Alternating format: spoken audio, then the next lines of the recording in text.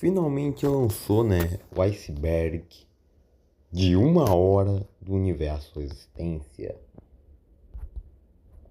né? E também vou aproveitar, né,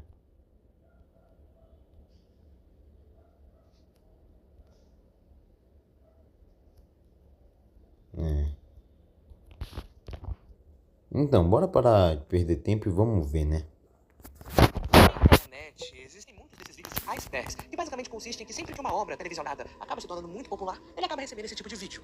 E os vídeos de iceberg funcionam da seguinte maneira: funciona como se comparassem um iceberg literalmente com todas as informações sobre esta tal obra. A ponta do iceberg, a parte que fica visível na água, é a parte que todos os nós, meros fãs da obra, sabemos sobre ela, coisas que já foram nos informadas nas próprias produções e com os criadores. Mas o resto do iceberg, que é aquela parte que fica debaixo d'água que não conseguimos ver, são exatamente a mesma coisa com essas determinadas obras. São coisas que não sabemos, coisas que os diretores e produtores sabem, mas que nunca revelariam pra nós, quer dizer, não de primeira linhagem. A maioria dessas coisas são teorias de fãs, às vezes especulações, mas nunca, ou quase nunca, se tornam realidade. Às vezes são só teorias mesmo. E bom, na internet muita coisa viraliza muito rápido. E com essa viralização, acaba sendo criados conteúdos de iceberg. E eles são... Nossa, velho. Pô, me lembro que eu via muito iceberg, velho. Atualmente não tô tendo muito tempo, já que eu não tenho tempo nem de respirar direito. Então, né? bem variados. Tendo em vista, claro, que eles só existem por causa do service, por causa dos fãs, da comunidade. E essas certas coisas têm. E bom, ultimamente, o universo Resistência anda crescendo aqui no YouTube. Quer dizer, não estatisticamente, mas quando eu digo crescendo, digo que já estamos no final da segunda temporada e nos planejamentos iniciais de uma terceira temporada, onde aí sim, muitas coisas serão reveladas no futuro dessa incrível lore que vocês tanto acompanham.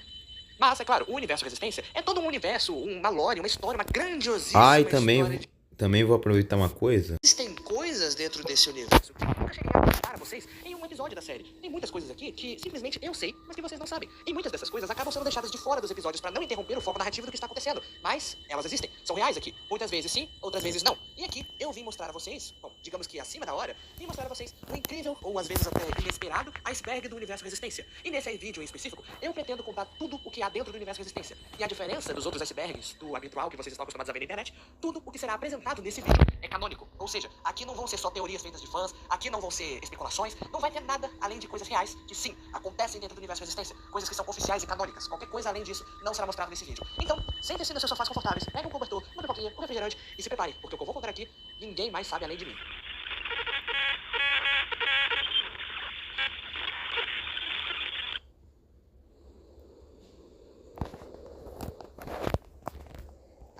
Então, né? A primeira parte, vamos pegar a superfície, né? Porque eu tô planejando fazer esse vídeo em diferentes partes, né? Porque meio que não dá pra matar tudo de uma vez. Tudo começou há 6 anos atrás, mais especificamente durante o lançamento do primeiro trailer do tão aclamado filme Godzilla vs Kong, que era um lançamento que todo mundo que era fã de monstros gigantes estava aguardando acontecer. E na época, quando surgiu o primeiro trailer, a internet só falava disso. Foi um fenômeno muito bom. Eu acho que eu tinha cerca de 13 ou 14 anos quando isso aconteceu. E quando eu vi pela primeira vez, eu fiquei tão fascinado e tão vidrado com aquele trailer, com tudo que estava sendo me apresentado ali, que eu simplesmente pensei, eu devo conhecer esses personagens, eu quero entender melhor esses personagens, porque aí, quando eu for entender o filme, quando eu for assistir ao filme, a minha interação e o meu conhecimento com esses personagens vai ser tão amplo que a minha experiência vai ser 3 vezes maior. Então, através de umas fontes confiáveis que eu tinha na internet, que era a própria internet, eu comecei a procurar toda a história desses dois. E o que eu descobri foi que a franquia Godzilla não se limitava aos filmes atuais. Também tinha os antigos, os clássicos. Eu descobri a era Heisei, Millennium, Showa e muito mais. E o King Kong, a mesma coisa. Eu descobri o clássico de 33, alguns reboots, o mesmo de 2005, que eu tinha muito medo quando era criança. E hoje, eu conheço esses dois personagens de uma forma tão ampla que eu me admirei demais com aqueles personagens, com aquele universo, com aqueles monstros, aquelas criaturas maravilhosas. E eu desenvolvi um encanto por filmes de monstros gigantes, não só do Godzilla e do Kong, mas no geral, porque eu acabei descobrindo outras franquias, como por exemplo o Círculo de Fogo, que é uma franquia que eu adoro. E então, com a minha frágil mente de jovem criativo, eu comecei a pensar, por que eu não crio os meus próprios monstros e começo a imaginar como seria uma interação deles com os que já existem na cultura pop? Seria uma coisa interessante. E com a minha criatividade eu poderia desenvolver várias histórias boas. Foi aí que eu comecei a fazer um processo de seleção, entre aspas, natural, para começar a criar os meus próprios monstros. Basicamente o que eu fazia era pegar uma característica de um animal que existe na vida real e misturar com outros. E a primeira cobaia a cair nessa mistureba aí que eu fiz, surpreendentemente, foi o Zebras. Zebras foi o primeiro kaiju a ser criado. Basicamente o que eu fiz foi pegar um conceito de uma zebra, misturar com uma cauda de crocodilo, chifres de bode e então misturar tudo. E aí surgiu o Sebras, que ao longo dos anos foi atualizado várias vezes pra ser diferente, então chegou no formato que ele é hoje. E atualmente eu agradeço bastante por eu ter entrado em contato com a franquia Godzilla e a franquia King Kong e todas essas franquias de monstros gigantes no geral. Porque se não fosse por eles, eu nunca teria desenvolvido o que eu desenvolvi até hoje, que é a existência dos meus kaijus. Porque logo após o Sebras, eu inventei o Exércitos, os Onyxes, o Lizzie e por aí vai. Então até hoje eu estou criando novos kaijus, novas histórias e estou expandindo esse universo, ao ponto que hoje é um universo solo. Antigamente eu pensava como seria uma interação entre os meus personagens e os personagens que já existiam, mas então eu comecei a pensar mais além e criei um universo próprio para esses personagens. Criei um universo onde todas as histórias são fechadas, uma coisa única para eles. Que hoje tá dando certo, não é à toa que tá virando conteúdo de vídeo aqui, e vocês gostam disso. Então eu devo a Godzilla vs Kong tudo o que eu criei a esse canal. Os personagens. No universo de Resistência existem muitas espécies de kaijus, cada uma separadas por características e habilidades. São as três principais. O Sebras, que foi o meu, entre aspas, experimento genético primário para criar essa espécie e diferenciar de monstro. O Exércitos, que é uma mistura entre as principais características do Godzilla com as principais características do Kong, ambos sendo do Monsterverso. E o Feral Kong, que só existe aqui porque eu acabei descobrindo que o King Kong só está em domínio público por conta de uma novelização que foi lançada antes do filme de 33. Caso contrário, Feral Kong nunca teria existido no universo Resistência e nunca teríamos essa versão do King Kong adaptada para o universo Resistência. O máximo que teríamos é o Gigantopithecus, mas isso é irrelevante. E é claro, como toda grande produção de monstros gigantes, sempre tem que ter os personagens humanos, para que quando nós fôssemos ver os filmes, a gente se sentisse no lugar daqueles humanos e tentasse imaginar como aconteceria se nós estivéssemos no lugar deles. Só que diferente de outras grandes produções, onde a maioria dos humanos atrapalham a história, eu queria ter criado um universo onde os personagens humanos não são um incômodo pra trama. Eu queria tentar desenvolver eles de uma forma boa, para que a gente não sentisse ódio quando eles aparecessem em cena. Eu queria que a gente se sentisse confortável com esses humanos. E foi uma tarefa muito difícil, mas eu acho que eu consegui. A primeira criação foi o Calton, que é o líder da Civ, que na época era a Monarch. Então eu decidi dar uma incrementada nele e fiz ele ser um personagem PCD, uma coisa muito fora da curva desses filmes. E como eu representaria isso? Removendo uma das mãos do personagem, que seria a mão que ele não tem. Por isso o Calton, em todas as versões que ele existem até hoje, ele é um PCD. O segundo que existe é o John. O John inicialmente não foi criado para ser designado para ser o líder da Civ, Monarch, tanto faz. Ele não foi designado para ser isso. Ele inicialmente foi criado para ser um parceiro do Calton, basicamente o que o Butcher era. E uma coisa que permaneceu desde as versões antigas é que pro John ser considerado o líder da Civ, ele teve que ter todo um escalonamento, um desenvolvimento, para que ele seja designado como líder da Civ. Ou seja, em todas as suas versões, o John começa como um personagem mínimo e vai tendo todo um processo para que ele evolua para uma coisa maior. A Cynthia, por outro lado, antigamente ela não tinha tanto destaque. A única função dela é que ela era o interesse amoroso do John, e nada mais que isso. Foi só atualmente que eu decidi dar um destaque a mais para ela. Atualmente, ela é muito mais do que só o interesse amoroso de um personagem, entendeu? Ela é um braço de apoio, ela é um ombro amigo, entendeu? Ela é tipo a corrente que liga o John a toda a Civ. E ela tem muito mais destaque do que a Cynthia antigamente tinha. Eu tô até tentando escrever um episódio onde a Cynthia tem um destaque maior de novo. O último episódio que ela teve um destaque assim merecido foi o episódio 10 da primeira temporada. Onde lá, ela teve um destaque mais amplo, ela liderou por um certo tempo uma operação, teve um destaque a mais. Inclusive, eu dei uma incrementada dela pra essa nova versão do universo Resistência, onde agora ela é minha oficial primeira personagem autista dentro desse universo. Uma primeira personagem com um transtorno real que existe dentro desse universo. O que não deixa de ser uma espécie de lacração, porque eu também sou autista. Eu sei o que é ser um autista, eu tenho esse pensamento. É uma coisa que eu nunca divulgo, mas eu sou autista. E é por isso que eu tenho essa criatividade pra criar essas coisas. É o meu hiperfoco. Eu queria transmitir o que eu penso no que eu produzo. E é o que eu fiz com a Cynthia. Eu fiz ela ser melhor do que a versão antiga. Basicamente, todos os personagens do universo Resistência são uma versão melhorada do que um dia eles foram. E muito bem adaptadas também. Personagens que não existiam nas versões antigas. Quando eu digo versões antigas do universo Resistência, é porque é o seguinte: o primeiro estágio do universo Resistência foram os quadrinhos, que era basicamente uma folha A4 de papel em branco, que eu fazia vários desenhos, e nesses desenhos contavam as histórias, as principais Ah, ele já me contou isso, velho. acontecimentos desse universo. E foram lá onde grande parte das histórias aconteceram inicialmente. Algumas Cara, vou contar uma curiosidade pra vocês, né? Sabia que o Gigaverso já tinha sido lançado antes, né? No caso, né? Quando eu lá tava começando no YouTube, eu tinha uma série de kaijus, né? Sobre kaijus de que resuminha, era bonequinho de papel, né? Tipo, não um boneco de papel que nem eu faço hoje em dia, né? Na verdade era, né, apenas um desenho, um papel recortado, né? Mas, né, inclusive, né, tava pensando até em começar a história onde eu tinha parado, né? Pois é, mas eu decidi cancelar essa ideia porque meio que, vamos lá, né? Se vocês vissem antigamente, né, todo o meu trabalho todo lá, né, ia ficar muito confuso. Então, né, decidi aliviar. dessas histórias foram adaptadas para o universo Resistência como um episódio, um acontecimento real, e isso inclui a existência de alguns personagens. Alguns personagens que existiam nos quadrinhos também foram adaptados para o universo Resistência. Inclusive, alguns personagens desses quadrinhos não chegaram a ser adaptados ainda para o universo Resistência. Então, tô preparando o terreno para que todos eles venham receber a luz nesse universo grandioso que eu tô criando agora. Só que tem um porém, muitos personagens que eu criei atualmente não existiam nos quadrinhos, ou seja, eles foram criados depois e foram integrados a esse universo. Um grande exemplo disso é o Butcher, que não existia nas versões antigas. Ele foi integrado logo após eu ter assistido The Boys, que é uma outra produção de ficção científica, mas que mostra um lado real e mais, sabe, realista da parada dos super-heróis, e como as pessoas lidam com isso, e o Butcher é uma dessas pessoas que não aceita muito bem. Então, pegando essas principais características de The Boys, eu tentei trazer e adaptar para o grande universo fantasioso e fictício que é o universo Resistência. E aí eu criei o Butcher.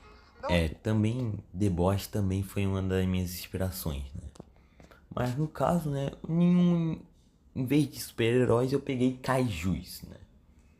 Ah, inclusive, né, eu também queria colocar um ponto, né, que Invencível também foi um pouco das minhas inspirações, né? The Boys Invencível foi uma das minhas grandes inspirações, né? Não é à toa que o Gigaverso, né, assim como o universo Resistência, é violento, né? Só o Butcher, mas alguns Inclusive eu me inspirei em Mortal Kombat também, né? Que eu também tenho um hiperfoco em Mortal Kombat. personagens também não existiam antes nos quadrinhos e foram adaptados pra cá como um novo personagem, uma nova participação, um novo rosto assim. Assim eu posso expandir esse universo, criar mais personagens e novas histórias pra envolver isso. Outro grande exemplo é o Nathan, que também não existia nos quadrinhos, mas que foi criado pra cá, ganhando até inclusive um episódio solo pra ele, onde ele participa eventualmente do universo. Quem é o protagonista do universo Resistência? A verdade pode ser um pouco esquisita e um pouco questionável, mas eu vou explicar ela direitinho. O que acontece é que todos os personagens e ao mesmo tempo ninguém é o verdadeiro protagonista. Porque o que acontece é o seguinte, o universo Resistência é uma grande história gigantesca, onde várias coisas estão acontecendo ao mesmo tempo. Então, simultaneamente, não vai existir um protagonista. Porque vários pontos dessas histórias vão ser contados sob a perspectiva do personagem que está vivenciando ela. Ou seja, o que está acontecendo ali vai ser contado sob o ponto de vista do personagem que está vivenciando ela. E futuramente, esse mesmo personagem pode acabar sendo citado ou ter uma breve aparição em uma outra história de um outro personagem. Ou futuramente ele tem uma sequência, só que não envolve a sua história anterior. Então é basicamente isso. No universo Resistência, não existe um protagonista ao mesmo tempo que existe. Porque todo mundo vai ter um tempo pra brilhar. Um tempo pra si, um tempo pra ter um foco pra história. Então, não existe e ao mesmo tempo que existe um protagonista. Ou então, você pode criar a teoria ou a interpretação de que o verdadeiro protagonista do universo Resistência é o telespectador. É aquela pessoa que tá vendo ou que está lendo o que tá acontecendo ali na cena. E isso se dá porque, como é ela que está lendo ou vendo tudo o que acontece, então ela está vivenciando junto com os personagens tudo o que tá acontecendo. Então, o verdadeiro protagonista pode ser interpretado como sendo o telespectador. São várias linhas de pensamento, mas todas elas vêm da mesma pergunta. Os cristais ancestrais. Esses cristais são praticamente a MacGuffin desse universo. Quase metade das coisas que acontecem aqui só acontece por conta da existência desses cristais. Esses cristais só funcionam por conta da grande energia de radiação que tem dentro deles. E o mais interessante é que essa radiação não afeta totalmente os seres conscientes. Ou seja, a radiação afetada em um animal vai transformar ele em uma grande criatura, um monstro gigante. São assim que são criados kaijus, por conta da radiação dos cristais ancestrais. Porém, em um humano, o efeito já é diferente. O humano ele tem uma consciência mais ampla, conhecimento maior. Ele é um ser sábio, um ser consciente. Então, os efeitos colaterais dos cristais ancestrais vão funcionar diferentes para eles. Então, ao invés de eles serem mutados para serem criaturas, eles vão ser mutados para ser um pouco mais do que eles já são. Ou seja, para humanos. Vou ter que dar uma pausa rapidinho porque eu vou jantar, né? Então, peraí.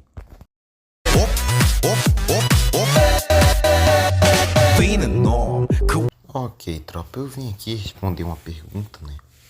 Antes de começar esse vídeo já, né? Então, né? Aproveitar que estamos explorando um pouco, né? Os personagens do universo Resistência, né? Então, né? Vamos, né? Então, né? Decidi lançar esse vídeo, né? Essa react especial, né? Do iceberg do universo Resistência. Mas então, né? Antes eu vou responder uma pergunta. O Beckles Bynes, ainda como no universo Resistência, vai mudar de forma ou ele vai permanecer na sua forma base? Bem, ele vai permanecer na forma base. No caso, eu até queria que ele mudasse um pouco de forma, mas, né, já que meus recursos ultimamente andam meio escassos, então eu decidi colocar ele, né, continuar ele na forma base mesmo. Para humanos. Para humano é um termo designado para destacar indivíduos ou pessoas aprimoradas, ou seja, pessoas com superpoderes, que são os efeitos colaterais causados pelos cristais ancestrais em humanos. Ou seja, um cristal ancestral em um humano dá a esse humano superpoderes de acordo com a característica desse ser humano, ou seja, de acordo com alguma característica dele. Não é à toa que no universo Resistência, os para-humanos foram começados a ser inseridos ali. Porém, na meada, mais ou menos no iniciozinho da criação deles, eles já foram meio que descartados. Mas relaxem, na terceira temporada veremos muito desses para-humanos. Mas uma característica muito importante desses para-humanos é que em algum momento da vida deles, eles ganharam esses poderes. Em quase nunca dos casos, um para-humano vai ter os poderes desde a nascença. Ele vai ganhar esses poderes, eles vão ser forjados a ele. Um bom exemplo disso é o John, que foi designado como o primeiro para-humano a existir na Terra. Justamente porque, quando ele entrou em contato com a fonte da juventude eterna, ele inicialmente se transformou em um ser semi-imortal, que basicamente é ele nunca envelhecer. Mas depois ele entrou em contato com a radiação do exército invernal que aconteceu lá no episódio 15. E com essa mistureba de radiação dentro do seu DNA, as células dele foram mutadas. E por isso, ele acabou se tornando um para-humano, cujo superpoder é a imortalidade. Ou seja, o John pode se enfiar em qualquer oportunidade da vida dele. Ele nunca vai morrer. Ou seja, o John virou uma espécie de Deadpool. Só que não tem essas piadas ácidas e a quebra da quarta parede. O John é um pouco mais pé no chão. E a diferença do Deadpool pro John é que o John tenta esconder isso. Ele deixa isso meio que pra si. A única pessoa que sabe que o John é um para-humano é a própria Cynthia. O resto da Cynthia ninguém sabe. Só ele e mais uma pessoa. E ele só conta isso pra Cynthia porque ele confia demais nela. E ela sabe disso. Por isso ela mantém esse segredo. E esse segredo vai ser alastrado por muito tempo dentro do universo Resistência. E vocês já vão saber por quê. Os cards do domínio público.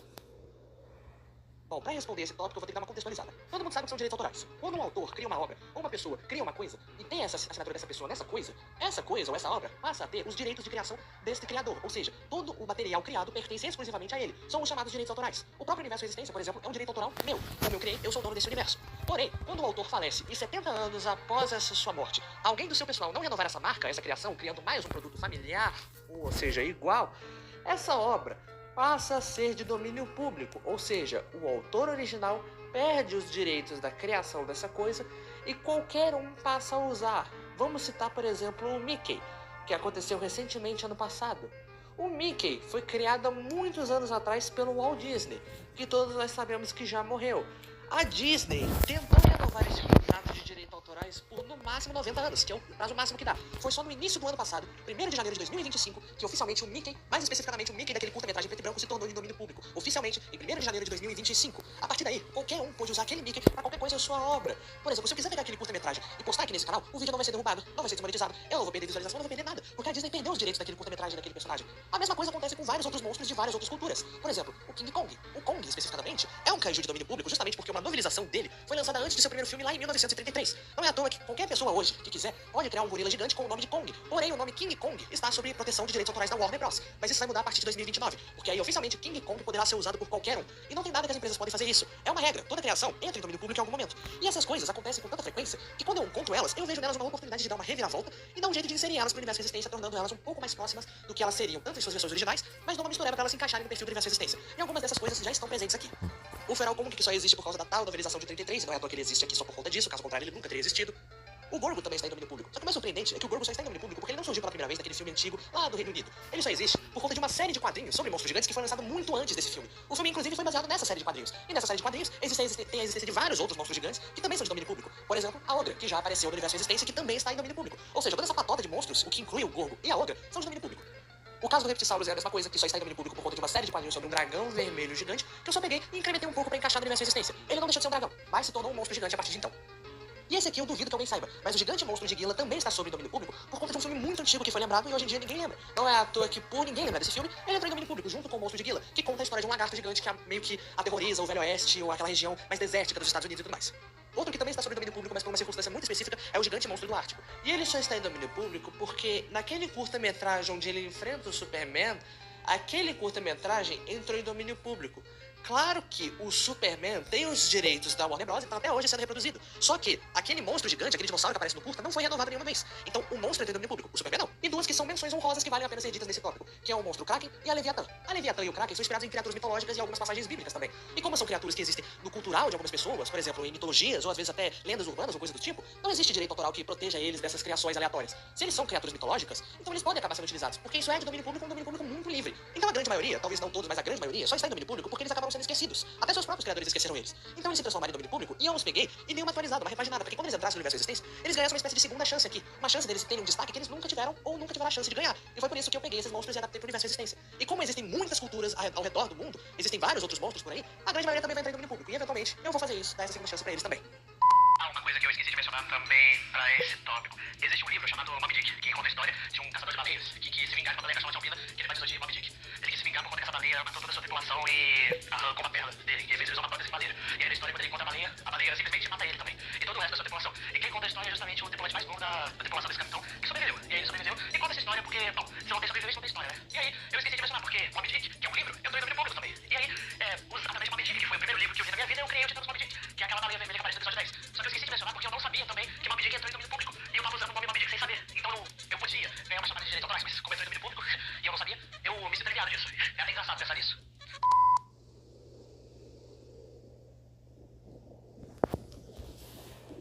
O desaparecimento de exércitos da segunda temporada.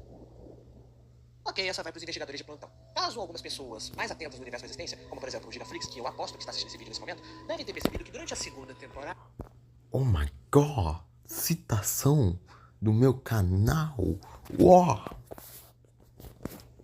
O atual rei dos monstros, conhecido como Exércitos, não chegou a ter um episódio solo ou um destaque em si durante toda a segunda temporada. Ele só... Pois é, né? Ele tava sumido, né? Eu achei, né?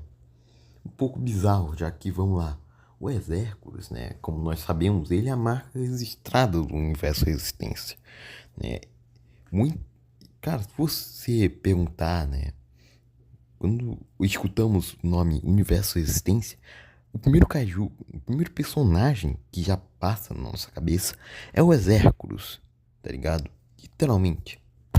só tem um destaque com um episódio solo no episódio 29, enquanto os outros 14 episódios de toda a segunda temporada, ele não apareceu. Ele teve algumas menções, algumas rápidas aparições, mas nenhum destaque. E nessa temporada aconteceram muitas coisas ao mesmo tempo. Algumas dessas coisas deveriam ter um envolvimento do Exércitos, já que ele é o rei dos monstros, mas ele não estava lá. E isso se dá por um motivo. A primeira temporada serviu para mostrar todos os personagens mais importantes da história, incluindo mostrando como é a introdução deles e o que eles fazem à medida do progresso da história. Ou seja, foi mostrando os personagens principais e mostrando o começo da história. Mas a partir da segunda temporada eu quis fazer uma coisa diferente. Com a história já pré-estabelecida, eu queria fazer uma segunda temporada que expandisse esse universo, mostrando novos personagens, novas ameaças e desenvolvendo um pouco mais a história, não querendo traçar uma linha reta dos acontecimentos. Tanto é que é nessa temporada que eu tô começando a desenvolver episódios que se passam no passado, porém sendo lançados agora, sendo que cronologicamente eles acontecem antes. E bem, pra ter uma real expansão desse universo, eu teria que pegar personagens que já foram pré-estabelecidos e deixar eles um pouco de lado, para que eles ganhem destaque em outras áreas e deixar com que novos personagens surgissem pra ter o próprio destaque, nas principais, obviamente. E isso, é claro, envolveu o Exércitos. E a desculpa que eu dei pra não dar tanto destaque nele nessa segunda temporada, que diferente do que a primeira temporada onde ele praticamente era o protagonista, aqui eu deixei ele de lado, com a justificativa de que, como ele é o atual rei dos monstros, ele é o novo Big Boss, vamos dizer assim, ele tem que ficar constantemente dando voltas e mais voltas ao redor do planeta, pra ficar vigiando monstros que não obedeceram durante o processo de hibernação. Eu acho que eu cheguei a mencionar isso no episódio 25, mas pra quem não lembra do trecho ou do que foi dito nesse trecho, eu vou refrescar um pouco a memória. O Exército esteve ausente nos últimos episódios e nos últimos ocorridos desses episódios, justamente porque ele estava caçando ao redor do mundo monstros que não tinham obedecido seu chamado alfa. Porque basicamente é o seguinte, quando ele virou o rei dos monstros, vários outros kaijus obedeceram seu chamado e voltaram pra hibernação. Porém, existiam alguns outros kaijus que não eram tão leais ao Exército e permaneciam leais ao Hydra e não tinham voltado pra hibernação. A função do Exército nessa temporada foi ir ao redor do mundo inteiro, localizar esses monstros que ainda eram devotos ao Hydra e ameaçá-los de volta pra hibernação, pois eles estavam causando mal à humanidade. E como o planeta é enorme e tem vários monstros espalhados por todo o planeta, ele teria que ficar muito ocupado fazendo isso. Então, ao mesmo tempo que outra coisa estava acontecendo do outro lado do mundo, o Exército estava ocupado lidando com um monstro desobediente, deixando os humanos tendo que se virar com o que acontece ali. E foi exatamente isso que aconteceu. O Cerberus será um vilão? Essa é outra pergunta meio polêmica e com uma resposta meio questionadora, que é sim e não ao mesmo tempo. Basicamente o que acontece é o seguinte, lembra que antigamente o objetivo do Cerberus era treinar o suficiente para derrotar o Hydra e assumir o posto de rei dos monstros, que ele ficou durante quase toda a sua vida batalhando para conseguir? Pois é, ele não conseguiu. O Exército acabou assumindo esse posto no lugar dele porque o Cerberus não teve força suficiente para conseguir derrotar o Hydra. Então, o Cerberus vai virar uma versão modificada dele mesmo. O que isso quer dizer? Bom, ao longo dessa temporada, como nós já vimos no episódio 19, o Cerberus vai ficar tão revoltado que ele vai descontar toda a sua raiva em basicamente tudo que tiver na frente dele e tudo que ele tiver vontade de descontar. Como nós vimos, por exemplo, no episódio 19, onde esporadicamente o Cerberus quis matar um kaiju, coisa que ele nunca tinha feito antes, e absorver a radiação dele para si, coisa que ele realmente nunca fazia antes. Antes ele só derrotava, no máximo desmaiava outros monstros. Mas esporadicamente matar, ele não fazia isso. Não é à toa que quando ele enfrentou o Mob Dick, ele não o matou, só o derrotou, só o confrontou. E o Mob Dick voltou uns episódios depois. Mas dessa vez, o Cerberus vai estar com sangue no olho e querer matar tudo que tiver na frente dele. E isso são ações muito questionáveis para quem é considerado destaque de todo o universo. E isso eventualmente vai fazer com que o Cerberus seja um problema. Mas lembrando, ele não é um vilão. Ele não tá fazendo isso porque ele tem uma motivação ruim ou uma péssima índole. Ele tá só descontando a raiva, ele tá frustrado. A raça do Hydra. O Hydra foi considerado o maior vilão da primeira temporada, tendo destaque no primeiro e no último episódio. Só que o Hydra esconde um segredo muito grande, que é o segredo da sua espécie. O Hydra não é natural da Terra, como vimos. Ele era de Plutão, que é pequeno demais para ser considerado um planeta, mas mesmo assim, ainda não é a Terra. E como o Hydra veio de outro planeta, vive se questionando uma coisa. Será que o Hydra pode expandir os seus terrenos para outras galáxias, outros planetas mais distantes da Via Láctea e do universo? E bom, a resposta é sim. O tal grande segredo da espécie do Hydra é o seguinte: o Hydra e toda a sua espécie são variantes ou uma grande variação do dragão Ladon. E pra quem não sabe quem é Ladon, é o seguinte: na mitologia grega, existia uma criatura chamada Ladon. A sua função era proteger a árvore de maçãs dourada da deusa Hera, a esposa de Zeus. E esse dragão foi morto durante um dos 12 trabalhos de Hércules, e após sua morte, Hera o lançou para as estrelas, criando a constelação Draco. Só que quando isso aconteceu, o Draco deu origem a uma nova variação de espécie, que são os dragões cósmicos, que deram origem à raça do Hydra, tendo o Hydra como seu principal representante. Ele era considerado o mais forte de todos eles, até chegar na Terra e ficar um pouco mais fraco. Isso explica porque ele morreu tão facilmente carbonizado pelo Exércitos. Só que quem assistiu toda a série até aqui sabe que o Hydra não é de origem da Terra, ele veio de Plutão. E aí, quando ele chegou aqui na Terra, acidentalmente fez com que a Terra desse origem a uma nova espécie de dragão cósmico, que é o Reptisaurus. O Reptisaurus é oficialmente o dragão cósmico do planeta Terra, porque o Hydra não era pra ser, lembrando isso mais uma vez. Só que tem um pequeno problema: dois dragões cósmicos existindo no mesmo planeta, no mesmo sistema solar, pode dar muito errado. E é o que eventualmente vai acontecer, porque acabamos descobrindo que existe um resquício de fragmento, de radiação, de outro dragão cósmico existindo na Lua. Alguns ainda não sabem quem é, outros já sabem quem é. Gigaflix, tô falando de você. E... Então, né, tropa? Eu vou também falar um pouco, né, sobre a raça do Hydra, né? Que, como sabemos, né, o Hydra, né, do Gigaverso, aviso, spoilers do Gigaverso e dos próximos episódios, né? Então, né, o Hydra, né, como nós sabemos, né, existe uma raça, né, do Hydra, né, que são os dragões cósmicos, que, diferente do universo existência, né, no Gigaverso, essa raça, resumindo, é tipo os Viltromitas, tá ligado? Né, de invencível, né? Eles só querem saber de dominar e dominar e dominar. Simples assim. Né? É à toa que o Popodrax, né, quando foi enviado para a Terra, ele tinha o objetivo de se reproduzir e colonizar o planeta Terra, né, para a chegada do Império dos Dragões Cósmicos. Mas então, né, já que ele foi derrotado pelo Godzilla, né, então meio que ele não conseguiu cumprir esse propósito. Então aí teve que vir o Hydra, né, pessoalmente, sem exército. E, digamos, né, ele foi nerfado. E quase morreu no Sol. Que, né, a Gamera, né, lançou ele no espaço em direção ao Sol, né. Tostar o bichão, né, um churrascão. Mas os propulsores conseguiram resgatar a Hydra. E sim, Hydra ele vai voltar na série. Ainda. E ainda ele vai voltar modificado. Então, né, resumo, cara, ele vai voltar todo deformado, queimado. E, cara, esse bicho vai voltar tão absurdo. Ah, mas por que ele vai voltar tão absurdo assim? É porque ele absorveu a radiação do Sol, tá ligado? Literalmente. Ele pegou os raios gama e se tornou, tipo, quase do mesmo nível um bicho quase do mesmo nível do Monidora e do King Ghidorah. É, bizarro, né? Inclusive, né? Ele vai até bater de frente com o Godzilla na forma Evolved, né? Pois é, né? Macabro. É. Inclusive, né? Eu planejo, né?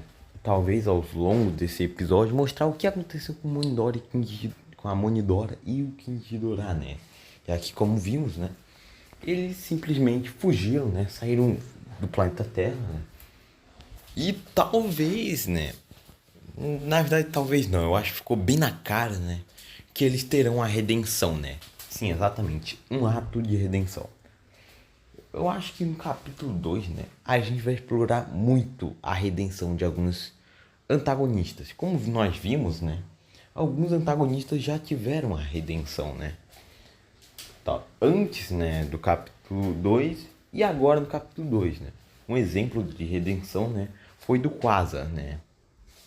Que, né, ele, tipo, queria, né, mandar de F, né, geral lá, né? Mas, né, ele se tornou um aliado do Godzilla Jr.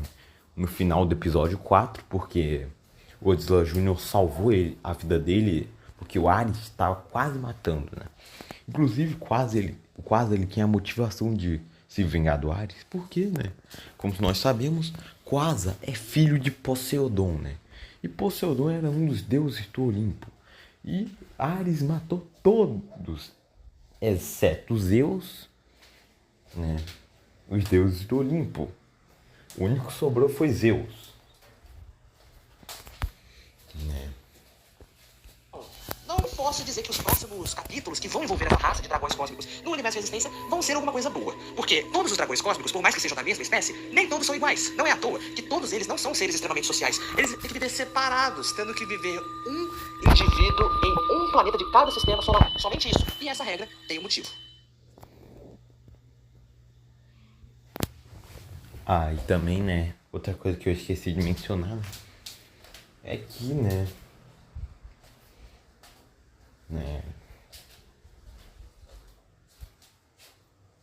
um pouco de Ultron, né?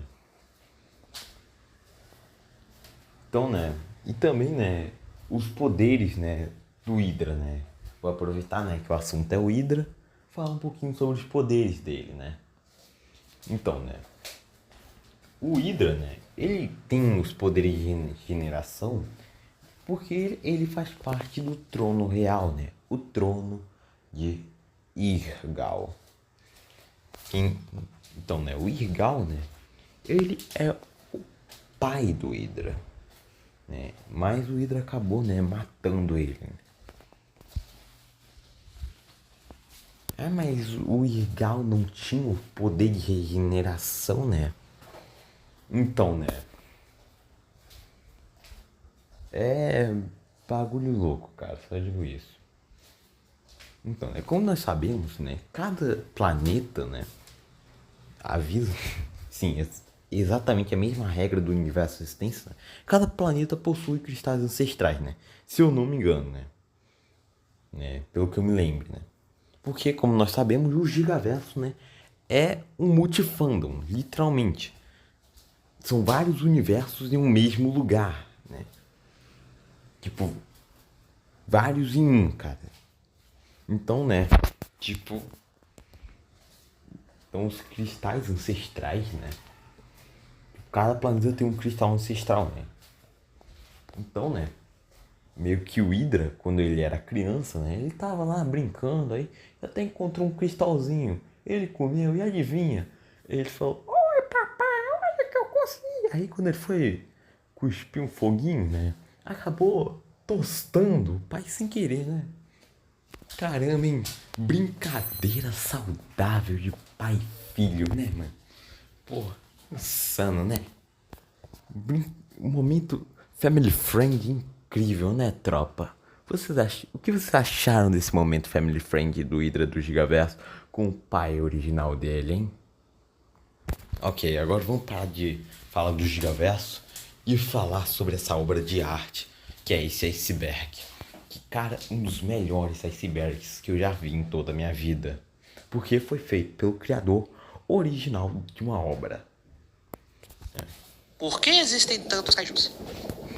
Atualmente, no momento em que nós nos encontramos na linha do tempo, o universo de existência já está contando com 37 espécies diferentes de kaijus. E essa lista só vai crescendo à medida que esse universo também vai crescendo junto. E toda essa ampliedade de espécies tem um motivo muito claro. Bom, quando os cristais ancestrais saíram do núcleo do planeta e se espalharam ao redor da superfície, eles foram parar em vários pontos diferentes do planeta. E aos montes ainda por cima. E como eles têm uma rica quantidade de radiação dentro deles, já que eles saíram diretamente do núcleo do planeta, que era uma região muito quente e densa de radiação, essa radiação acabou sendo transmitida para a fauna e flora de tudo que estava nessa superfície. Isso acabou envolvendo as criaturas que ali existiam, transformando elas em kaijus. Mas por que tantas... Bem, isso acontece por conta que, à medida dos anos, várias criaturas foram deixando de existir e várias outras criaturas foram aparecendo e evoluindo constantemente. Não é à toa que esse número só existe porque o planeta está em constante evolução. Algumas criaturas vão deixar de existir, mas sem antes de deixar um descendente para trás. De onde vieram os cristais ancestrais? O núcleo da Terra, mais especificamente a região do centro, era um ponto absoluto de radiação, calor e energia de todo o planeta. Ainda mais quando se conta no período permiano, onde a Terra estava no seu auge de calor e energia, pois estava nos processos iniciais de criação. E por conta disso, criou-se os cristais ancestrais. Só que com tanta radiação emitida dentro do planeta, que ela teve que ser emancipada de algum lugar. E aí, uma cratera se abriu na região onde hoje é conhecida como a Antártica. E lá, toda a radiação foi emancipada para a superfície do planeta, criando então os cristais ancestrais, que só existem porque toda a radiação liberada da superfície do planeta teve que ser emancipada de uma forma sólida e rochosa, para que a radiação do núcleo não afetasse todo o ecossistema que já estava sendo formado na superfície do planeta, fazendo então com que o planeta entrasse em colapso. Mas mesmo assim, uma coisa bem curiosa e peculiar ronda ao redor desses cristais ancestrais. Veja bem, canonicamente, todos os planetas dentro do universo de existência como um todo, por exemplo, o planeta natal do Trade, não possuem esses cristais ancestrais. O planeta Terra é o único planeta que teve força e energia suficiente para criar esse cristal, que tem radiação suficiente para alterar o DNA de qualquer coisa viva. A Terra é o único planeta onde esses cristais existem. Nenhum outro. Obrigado pela correção, salvou. Bem, o Gigaverso é a exceção, tá, tropa? Universo, resistência, essa é a regra. Gigaverso, exceção, tá, gente? Tem uma diferença aqui, ó. Uma diferença notável entre o multifandom e o universo original, tá, gente? Inclusive, né, curiosidade, né? Se não fosse pelo Felipe, o Gigaverso não existiria, tá, gente? Por quê? Que, cara, eu já estava... Quando, né, lá em 2025, cara, tava acontecendo tanta merda comigo, cara, que eu tava um passo de desistir do canal e de tudo. Aí veio esse cara e encorajou a continuar. Então, eu sei que eu já parabenizei ele várias vezes, mas é necessário parabenizar ele sempre, cara. Sempre, porque ele é o herói. Graças a ele, o Gigaverso tá de pé. Então, tem que bater palma para o ADM aí, mano. Tem que bater palma, tá ligado? Planeta tem isso. O que chega a ser bem curioso, porque assim como os outros planetas dentro do universo de existência, a Terra se desenvolveu bem até criar os seus seres mais inteligentes e os seus seres dominantes, os seres humanos. Todo planeta tem um ser dominante, uma entidade assim, que representa aquele planeta. Aqui na Terra somos nós os humanos. Porém, aqui na Terra é o único planeta onde os cristais ancestrais vivem. E em Mãos Perigosas, sabemos o que esses cristais fazem. E eu te pergunto, por que especificamente só a Terra tem esses cristais? Será que a existência deles é uma coisa geológica e rara, nunca vista antes? Ou será que tem alguma coisa por trás da criação desses cristais que não sabemos? Bem, teorizo, né, que alguns planetas do universo existência, alguns, né, tipo 0,001%, tenham esses cristais ancestrais no universo existência, né, que já no Gigaverso são todos, tá ligado? Literalmente todos os planetas do universo do Gigaverso têm cristal ancestral. O Máquina Azul não foi o primeiro alienígena a cair na Terra. Bem, não é segredo pra ninguém que o nosso querido alienígena Trade Sword, mais conhecido como Máquina Azul, foi o primeiro super-herói a ser introduzido no universo Resistência, tendo aparecido pela primeira vez no episódio 14 e tendo o episódio 27 como seu episódio solo e especial de Natal.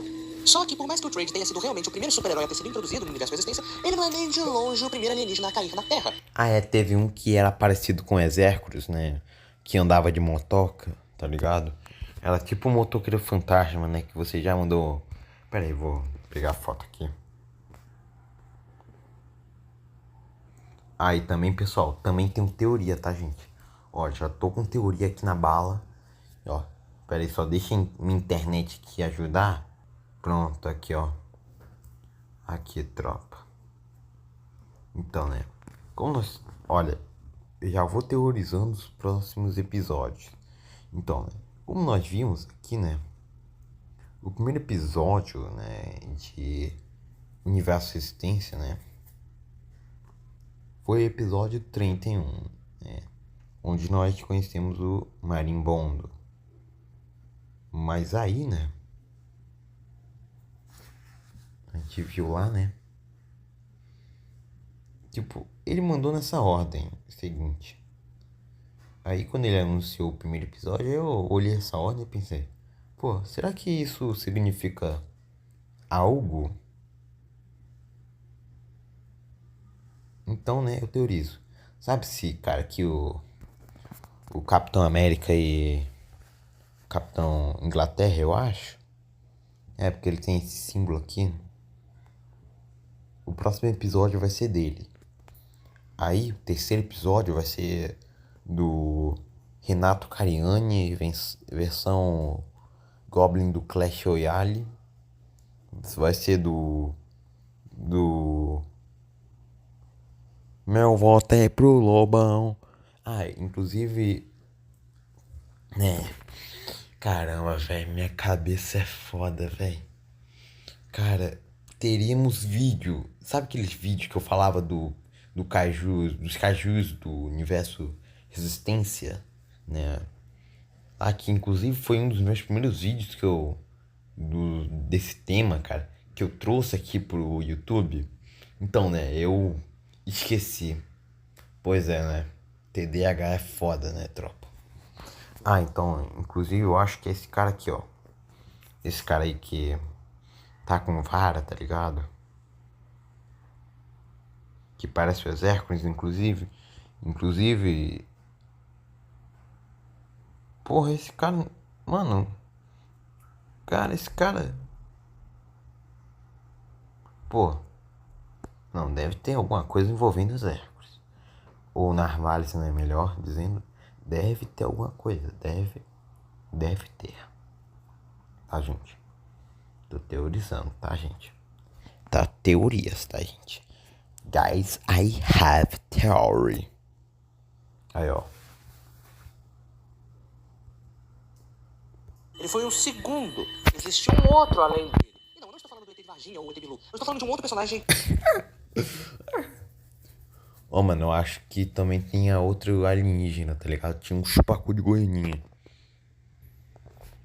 que é muito importante pra trama. E bom, no episódio 14, no mesmo episódio onde a primeira aparição do Máquina Azul é feita no universo Resistência, é mencionado que a tribo da Ilha da Caveira já entrou em contato com esse tal primeiro alienígena que caiu no planeta Terra, sendo até mencionado no próprio episódio e tendo sua aparência revelada. Porém, a sua história de origem, seus poderes e características, tanto o nome deste tal outro alienígena, aí sim vai ser um assunto pro decorrer da terceira temporada ou então pro futuro do universo Resistência. Os super-heróis. Esse tópico eu dedico para um inscrito recente aqui do canal, que é o Cristóvão Ramos. Um salve pra ele que tá vendo esse vídeo com certeza. Os super-heróis são uma parte que integram esse universo de existência, dão uma variedade a mais para esse universo. Eles surgiram como uma espécie de consequência à existência dos kaijus. E como dito antes, o primeiro super-herói a ter sido integrado para o universo de existência foi o Máquina Azul, que por mais que seja um alienígena, aqui ele também funciona como um super-herói. E o segundo foi um ser mascarado que apareceu no episódio 26, que salvou o Natan do culto satânico. Só que eu não criei só esses dois super-heróis. Assim como os kaijus, eu criei uma ampla variedade de super-heróis que, à medida...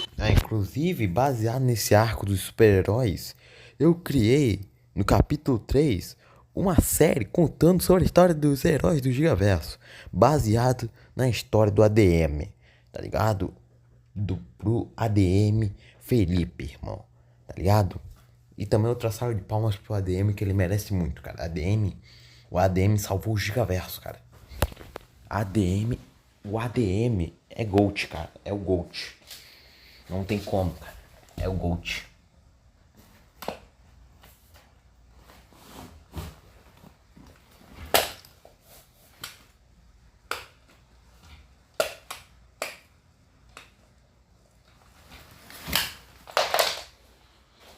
É o GOAT, tropa. Espera aí, pronto. Porque o universo cresce, mais heróis vão aparecendo com mais poderes e mais variedades. E assim como na segunda temporada, nessa terceira temporada, eu quero expandir ainda mais os limites desse universo. Claro que dando aquela continuidade na linha do tempo, que é uma coisa que tá em falta nesse universo e que eu vou dar uma atenção especial. Claro, como eles são consequências da existência dos kaijus, não vou abordar só temas de super-heróis, vão ter super-vilões também. Que é uma coisa muito interessante. A Mercenária e o Calton são realmente um casal? Ok, esse é um tópico meio engraçado pra se responder. Que, por sinal, ele só existe por causa do meu mano Gigaflix, quando na época ele tava fazendo o react do episódio 24. Que, por sinal, salve Gigaflix, eu sei que você tá assistindo esse vídeo. Então, pra ser mais exato, quando ele tava fazendo o react, ele tinha chegado no momento onde a Mercenária faz sua primeira interação direta com o Calton. E lá, ela sugere fazer uma espécie de brincadeira de gato e rato. Aí eu tinha zoado, velho. Pô, também, pô, Mercenária, que isso, velho? Já chegou com fogo no rabo, velho. Já chegou querendo dar a bunda, velho. Que isso, velho. Pô, Calton é menino de Deus, velho. Pô, já quer... Pô, que isso? Caramba. Inclusive, era dentro na Mercenária, tá, gente? Eu confesso, era dentro na Mercenária. Eu ficava 100%, tá, tropa? Tá, era dentro. Tá. Era dentro. Confirmo, bato na mesa e falo. Era dentro.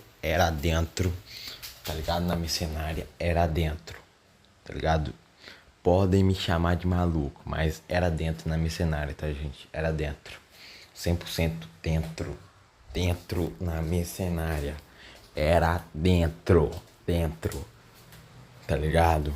Sonho de mulher, cara. Meu sonho de mulher é a Mercenária. Meu sonho. Ai, velho, caramba, eu sou muito louco, velho. É aí que começou a teoria dele, dizendo que a Mercenária é apaixonada pelo Calton e etc. Eu vou responder o seguinte: brincadeira de gato e rato é uma brincadeira onde um bandido extremamente inteligente quer que os policiais o sigam. Ele faz os crimes dele de uma forma totalmente pública e totalmente gratuita para que os policiais sigam até o final de seu grande truque para finalizar de uma forma espetacular. Ou seja, esses bandidos em específico, eles querem chamar a atenção. É um nível de narcisismo muito grande, maior do que o Renan com a Ender Dragon dele. Só que... Referências, meu Deus, caramba. Cara, meu Deus, eu tô pegando todas as referências. Meu Deus, cara.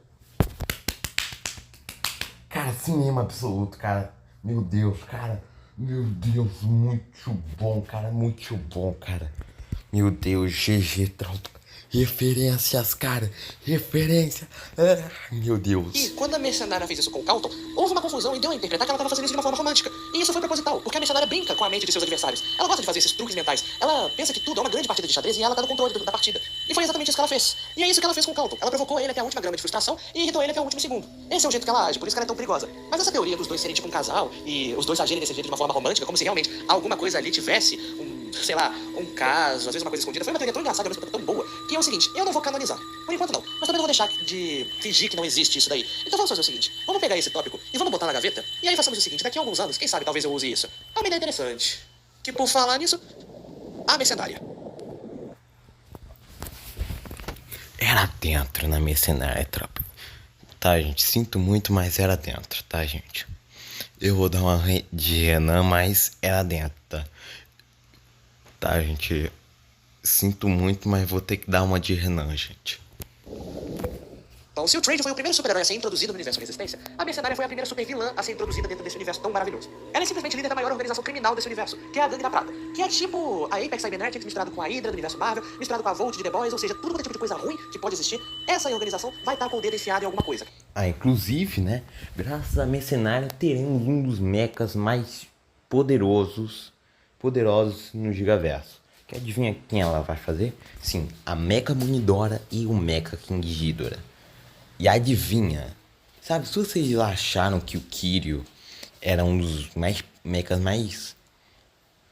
mais pica do Gigaverso, cara, se preparem, que Mecha King Ghidorah e Mecha Munidora estão chegando e vão ser os melhores. Eu sei que as últimas aparições da Prata foram meio paia, mas essa daí, cara, essa vai ser memorável, cara.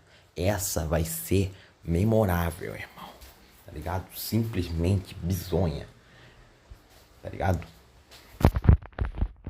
Tudo quanto é tipo de coisa ruim, a Gangue da Prata vai estar envolvida, e no topo disso vai estar a Mercenária. E a origem disso tudo é que quando a Mercenária era uma criança, ela era estrangeira. Ela veio nativamente da Coreia do Sul e veio parar na Irlanda. Só que quando ela veio pra Irlanda, quando ela era bem criança, estava acontecendo um ataque do Hans e do Lizzie. Então ela acabou sofrendo desse ataque. Ela ficou presa no meio dos destroços e seus pais foram esmagados. Só ela sobreviveu. Só que por conta da situação onde ela se encontrava de extrema pobreza e não ter onde morar, ninguém ajudou ela. E isso causou uma revolta grande nela, porque se a Civ, que na época ajudava os mais necessitados, não ajudaram ela, deram atenção pra outros sobreviventes enquanto ela ficou perdida sem os pais, não tendo a atenção que ela merecia, então infelizmente ela desistiu, jogou a toalha e fez o que qualquer pessoa com raiva e ódio no coração faria. Ela se juntou a uma máfia e aos poucos ela foi construindo seu império dentro dessa máfia, roubando o cargo do antigo dono e subindo, criando então a Gangue da Prata, que hoje em dia é a maior organização criminal onde ela tá no topo. Então ela construiu todo esse império por conta do ódio e da discriminação das outras pessoas. Ela se vê como superior, basicamente. E eu sei que você deve estar pensando que isso deve ser algum tipo de lacração só por ela ser mulher e estar no topo de uma organização criminal e tal. Mas cara, faz o seguinte, vai lá assistir o episódio 24 mais uma vez, pra você ver o que ela realmente faz pra ela estar nesse título. Ela não tá nesse título só porque ela é uma mulher, porque ela é independente, forte, ela não tá nem por conta de lacração, cara. Não, é porque ela é realmente uma pessoa superior, intelecto absurdo, com um planejamento grande de suas ações e que não se arrepende de nada do que faz. Tudo que ela faz é extremamente... Exato, gente. Cara, também um problema aqui, cara, é os nerdola, cara. Bizarro, cara. Incrível como é o mental dessa galera que... tipo, vê um personagem, sei lá, com a tonalidade de pele um pouquinho escura, já fala... é lacração. Meu Deus, cara. Para aí um pouco, gente. Porra. Sei lá. Sabe, eu sei que tem algumas histórias aí, velho, que quando, né, tem esse um pouquinho de lacração, né? Sabe, eu sei que tem algumas histórias meio woke que vai por mim, não vale nem a pena mencionar, né? Exemplo, Agente Secreto, né, que eu assisti, me arrependi.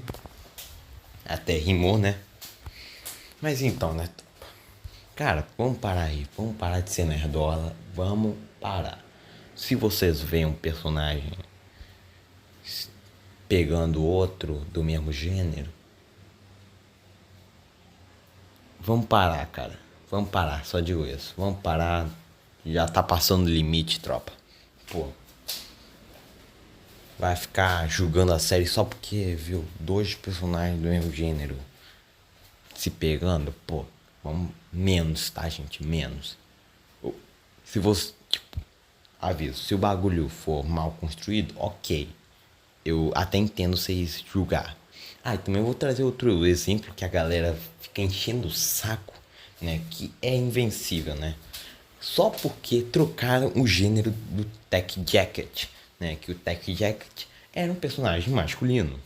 Então, né, trocaram o Zack por Zoe. Ela é ele, né? Agora que é ela, né? Na série, o Tech Jacket é mulher, né? Mas, né, os caras ficaram pirados, né? Os caras... meu Deus, agora o Nolan vai ser gay. Cara, velho. Cara, dá vontade de bater nesses caras, velho. De tão absurdo que as ideias que os caras é. E, cara, é pior, né? Que tivemos outras trocas de gênero, né, na série, mas só essa que a galera ficou bravinha. Só essa. Tipo, cara, se não, tipo, na minha opinião, eu acharia certo se tivesse criticando. Do nada ela começar, né, fazer um discurso de empoderamento feminino. Aí eu entenderia, mas, cara, eu vi o episódio e não tem nada a ver, cara. Cara, inclusive eu até gostei dessa ideia, cara. Tipo, o Oliver e a Zoe, né? Os dois juntos, cara, são muito pica, velho. Cara, não entendo porque essa galera reclama, velho. Pois é. Desculpa pelo discurso, né? Do nada começar um discurso contra nerdolas, né? Mas é necessário, né? Necessário, né? Pô, para com esses bagulho aí, pô. Para aí, velho. Eu sei que tem alguns bagulho que é paia, mas, pô, julgar uma obra só por causa de um detalhezinho. Eu sei, tem algumas obras que esses detalhes aí acabam afundando, mas, cara, tem algumas obras que incluem isso e, cara, não afeta nada na história. A história continua a mesma, continua de boa. Mas é foda, né? Infelizmente, né? Infelizmente são os nerdolas. Calculado e pensando do quanto ruim isso pode afetar uma pessoa, principalmente se for uma pessoa do qual ela sabe que é um tormento na vida dela. Então, cara, vai assistir o episódio 24 antes de chamar ela de cenário de lacradora, porque, cara, ela promete ser uma das grandes vilãs desse universo. E o episódio 24, o que ela fez, foi só os primeiros passinhos dela, os primeiros passos grandiosos que ela fez. Ela ainda vai fazer muita coisa. Ai, meu Deus, eu quero me casar com a mercenária, gente. Eu quero. Desse universo. A filha adotiva. Esse é um tópico bem recente que eu acho que algumas pessoas vão lembrar. Mas no último episódio, o episódio 30, após o reinado do Viripil, que foi aquele massacre na Ilha da Caveira, a Cynthia foi ajudar uns nativos sobreviventes, cuja vila foram destruídas pelos Sercoptecos. E nesse processo ela acabou encontrando uma bebê nativa. Os pais dessa bebê nativa foram esmagados pelos escombros da própria casa, porque os Sercoptecos não pouparam nem as aldeias da tribo da Caveira. E essa menina acabou ficando órfã. E como o povo da Caveira é uma civilização muito antiga que ainda carrega traços do passado dessa tribo, adotar uma criança não é uma prática muito comum. Eles acreditam que todas as famílias tenham que ser de sangue, ou seja, um pai, uma mãe e um filho que seja dos dois. Adotar uma criança não chega a ser muito bem visto nessa tribo. Então adotar aquela criança que foi órfã durante o massacre dos Sercoptecos não era uma coisa que os nativos estavam dispostos a fazer, mesmo que ela seja alguém da própria tribo. E a Cynthia, como ela estava lá e viu aquela criança naquela situação, ela decidiu adotar essa criança. Porque, lembrando, o John, como ele é um para-humano com a habilidade de imortalidade e a regeneração acelerada, fora que ele também tem juventude eterna, ele não pode engravidar. As suas células regenerativas impedem com que ele consiga produzir espermas o suficiente e consiga se reproduzir. Eu não sei porque eu estou dando uma aula de química aqui. E só lembrando que desde o episódio 21, a Cynthia e o John vêm passando por essa dificuldade do relacionamento porque ambos têm que esconder o fato do John ser um para-humano e tudo mais. Então, a Cynthia, sabendo deste problema do casamento, Inclusive, Cynthia, ela terá uma importância no capítulo 3. Pois é, né? Ela vai ter uma importância imensa no capítulo 3. No caso, ela não é importância, mas sim um destaque, né? Ela ganhará um destaque, né? dos dois decidiu adotar aquela bebê, só pra cuidar dela como uma família mesmo. Até porque pra nós, recentemente humanos, temos essa cultura de adotar crianças. Pra nós é extremamente normal. Não é à toa que hoje em dia existem instituições de caridade e orfanatos pra isso. Então, a Cynthia decidiu adotar aquela bebê humana, que mais pra frente vai ganhar mais destaque na série como uma das novas membros da grande família da Civ. O Gigaflix é canônico no universo Resistência. Oh my god! Oh my god! Oh my god! Um pouco de contexto, no episódio 17 para o episódio 18 foi apresentado pra gente uma nova espécie de kaiju, os Dendragas, que são espinosaurídeos transportadores de uma fonte de energia de íon. Pela terceira vez não vou falar o que são íons, pesquisa aí. E bom, os Dendragas possuem apenas dois representantes únicos no mundo, que são a Kaida, como a fêmea, e o Snoke, que é um macho. Só que se você for reparar bem, tem uma coisa muito peculiar no visual destes dois kaijus, que é simplesmente que eles foram baseados no Gigaflix, que é um amigo de longa data que eu tenho. Desde o ano passado, esse cara tá me acompanhando, tá reagindo a todos os episódios do Universo Resistência, todos os vídeos que eu posto aqui, e ele é um amigo do coração, e por isso eu quis eternizá-lo no Universo Resistência, dando a ele uma das coisas que ele mais adora, que é uma forma kaiju, baseada na antiga thumbnail do canal dele. Atualmente a thumbnail dele é uma versão live action de uma ilustração do Snoke que eu fiz com o ChatGPT. Que, por sinal, uma curiosidade bem interessante. O Snoke é um kaiju oficial tanto do Universo Resistência quanto do Gigaflix. Eu divido o mesmo personagem com outra pessoa. É a mesma coisa que a Marvel fez com o Homem-Aranha e a Sony. Os episódios 17 e 18 eram para serem episódios especiais. Eu sei o que você deve estar pensando. Mas que merda é essa de episódio especial? Calma aí que eu já explico. Vocês estão lembrando que o episódio 27 era um episódio especial de Natal, certo? E os episódios 20 e 21, por mais que não sejam confirmados, isso não esteja implícito no título dos episódios, são episódios especiais de terror, porque era dia das bruxas. Então, o episódio 17 e 18 era pra ser a mesma coisa, era para serem episódios especiais, nessa mesma pegada. E por que... Aí, tipo o episódio 6 de Godzilla vs Kong Kaiju Wake Up, né? Que foi meio spooky, scary, tá O ligado? episódio acabou não sendo um episódio especial, você me pergunta. Por alguns motivos. O primeiro, não tinha uma data especial a ser comemorada na data que eu publiquei esse episódio pela primeira vez. O segundo, o episódio servia como uma homenagem ao Gigaflix. Então eu não conseguia elaborar muita coisa, eu só sabia que o personagem dele deveria estar na história. Não é à toa que esse episódio é considerado o menos caprichado até agora. Só que o principal motivo dele acabar não tendo sido considerado um episódio especial era porque a ideia proposta do episódio era que ele realmente fosse... Inclusive, né? O Felipe, né? Ele possui duas O6 do Gigaverso, né? Uma que é Felipe mesmo, sim, é o nome dele, Felipe. É. Eu também possuo outro Oceano Gigaverso, que é o Miguel, né? Pra quem não sabe, né, o Felipe e o Miguel, né? Eles são dois personagens, né? São jornalistas, né? No Gigaverso. Inclusive, ganharão destaque também no capítulo 3. Inclusive, eles também, né? Farão, né? Uma participação, né? Em um dos episódios de Godzilla Jr. X Kiko Supernova, né? Que eu decidi colocar eles na série, já que, né? Eles simplesmente sumiram em Projeto Krypto. Inclusive, eram pra ter um episódio. Eles eram pra ter aparecido em um dos episódios de Projeto Krypto. Mas aí, né? Tive um problema com os recursos, né? Em Projeto Krypto, né? Que o biscoito tava acabando. Aí eu fiquei desesperado. Tipo, ai meu Deus, como eu vou fazer os outros caju aí? Tive que terminar a série cedo, tá ligado? Então é por isso que Projeto Krypto, né? Era pra ter 9 episódios, teve 7 apenas. Mas calma, que esses outros 2 episódios serão feitos nessa segunda temporada de Projeto Krypto. Inclusive, eu planejo sim trazer o Miguel e o Felipe, né, em Projeto Krypto, né? Eles, né, são personagens muito queridos, né, pela fandom. Tanto por mim, tanto pela fandom. Dividida em 2 partes, sendo a primeira parte como a introdução e a segunda parte como finalização. E um episódio especial, sempre que eu escrevo um episódio especial, ele deve ter começo, meio e fim, todos no mesmo episódio. Ele não pode ser dividido em 2 partes. Até porque Natal a gente só comemora um dia no ano. Halloween a gente só comemora um dia no ano. Aniversário, a mesma coisa. A gente só comemora um dia no ano. E episódios especiais tem que ser um episódio que comemore um dia especial em um único episódio, não um episódio em 2 partes. Mas isso não tira o fato de que os 2 episódios ainda são uma boa homenagem ao Gigaflix, canonizando no universo Resistência. E isso, por sinal, já é uma coisa bem especial. Olha, até rimou. Nossa. Gilter é o D-Rex? Quando eu lancei o episódio 6 pela primeira vez ano passado, um inscrito meu, que assistiu ao episódio, reagiu e disse que eu previ, entre aspas, o D-Rex, sendo que naquela mesma época estava saindo o lançamento de Jurassic World Rebirth, ou Renascer, tanto faz. Eu acho que isso se dá ao fato de que o D-Rex e o Gilter têm a mesma aparência, quer dizer, mudam alguns detalhes, mas não deixa de ser a mesma aparência e o mesmo dinossauro, barra mutante, barra criatura, barra foda-se. Mas aqui está a minha confirmação direta. Eu assisti Jurassic World Rebirth. Eu gostei do filme. Me trouxe uma nostalgia boa ver aquele filme. Mas uma coisa que eu não gostei foi dos mutantes. E o T-Rex é um desses mutantes. Que eu odiei ver no filme. Eu já não estava gostando da ideia da franquia trazer essa coisa de abominações genéticas que deram errado. E aí criou dinossauros completamente distorcidos. E aquela coisa, aquela protuberância na cabeça do T-Rex. O Mutadon que simplesmente desvaloriza tudo o que os Velociraptors deram pra essa franquia. E cara, eu olhei aquilo e falei, não, isso não tá legal. Se dessem um roteiro de Jurassic World Renascer pra mim, eu faria uma coisa muito melhor do que aquilo. E foi isso que eu fiz. Basicamente, eu escrevi todo o episódio 6 e a lógica do Gilter baseada no T-Rex, do universo Resistência, de uma forma melhor, numa coisa que fizesse sentido. E é justamente por isso que o Gilter existe, cara. Tanto é que atualmente eu mudei drasticamente a aparência do Gilter pra não se assemelhar tanto com o T-Rex. E é por isso que o Gilter se parece com o T-Rex. Ambos saíram da mesma ideia. Só que pra mim, o Gilter chega a ser melhor. Concordo também. Cara, pra mim, Jurassic World Rebirth foi meio trash, cara. Que, pô, não teve tanto sangue e tripas quanto prometeram, né? É por isso que eu curto mais Primitive War, né? Trouxe o que a gente queria, um terror maior com dinossauros. Sabe, o Jurassic World Rebirth tem, né, aquele terrorzinho, mas, cara, não é o que a gente queria, né? A gente queria algo parecido com os livros, né?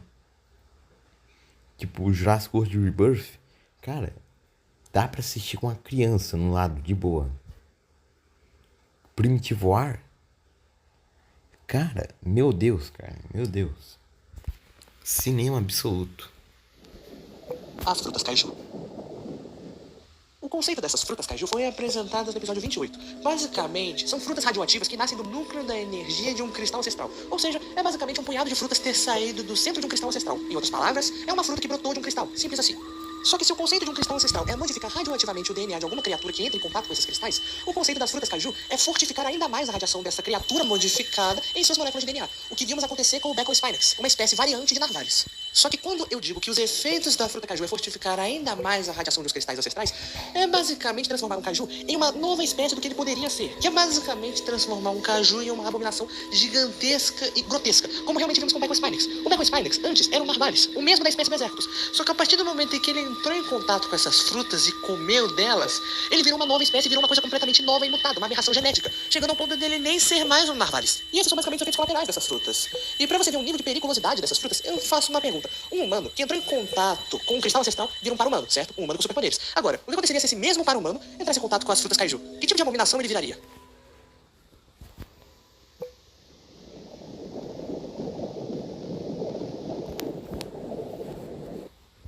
Ok, tropa, bora terminar aqui, né? Águas profundas. O Hydra estava certo.